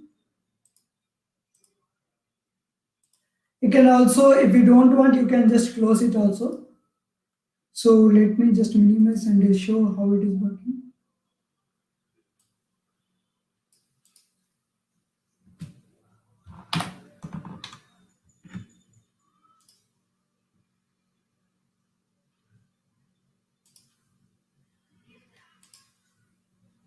So let me just do and some stuff like just adding as info. So you can see whatever I am typing, like it is automatically updating here without doing any reload. So similar to like client application and ES.NET Code, we have a thing called a hot module reload. So whenever we do any stuff, it will automatically replicate in the browser. So similar to that, for a Node application also, they are providing the option called live preview. So you can make use of it, and you can just do the development easily.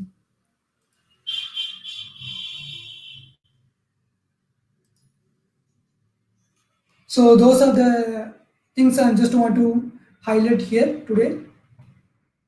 And these are the upcoming thing. So 16.8 is already released recently, like last week. So that is why like it is tagged with the recent, and 16.9 as a like in preview, it is in preview. So those are the things they are in the, and those are the things in their roadmap. So thank you for your time. So these are the references I'm just going to. So it's an YouTube link, and you can all those the template URLs, the extension I'm used here. And thanks for joining us. Yeah, so thanks, Kishore. So thanks for your session.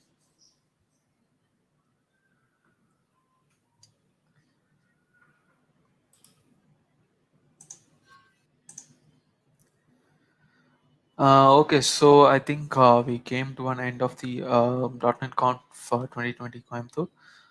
So thanks everyone for joining in. So I appreciate your interest to learn something new in this. Like I know this is a weekend and you need to enjoy stuffs, but I appreciate your interest to learn something new in .NET. So thanks for all your support, and So let's say if you want to get updates from our meetups, so we have a meetup group. You can join in this group, so you can go to this respective link, meetup.com/techme360, and you can just join this group to get instant updates of our future events. So mainly we do events on Microsoft technologies every month, and you can just join this group for getting some interesting updates. So and also I thanks I extend my thanks to all the speakers for supporting this event, making this event a grand success. So thanks everyone. Stay safe and enjoy your weekend. So thanks guys.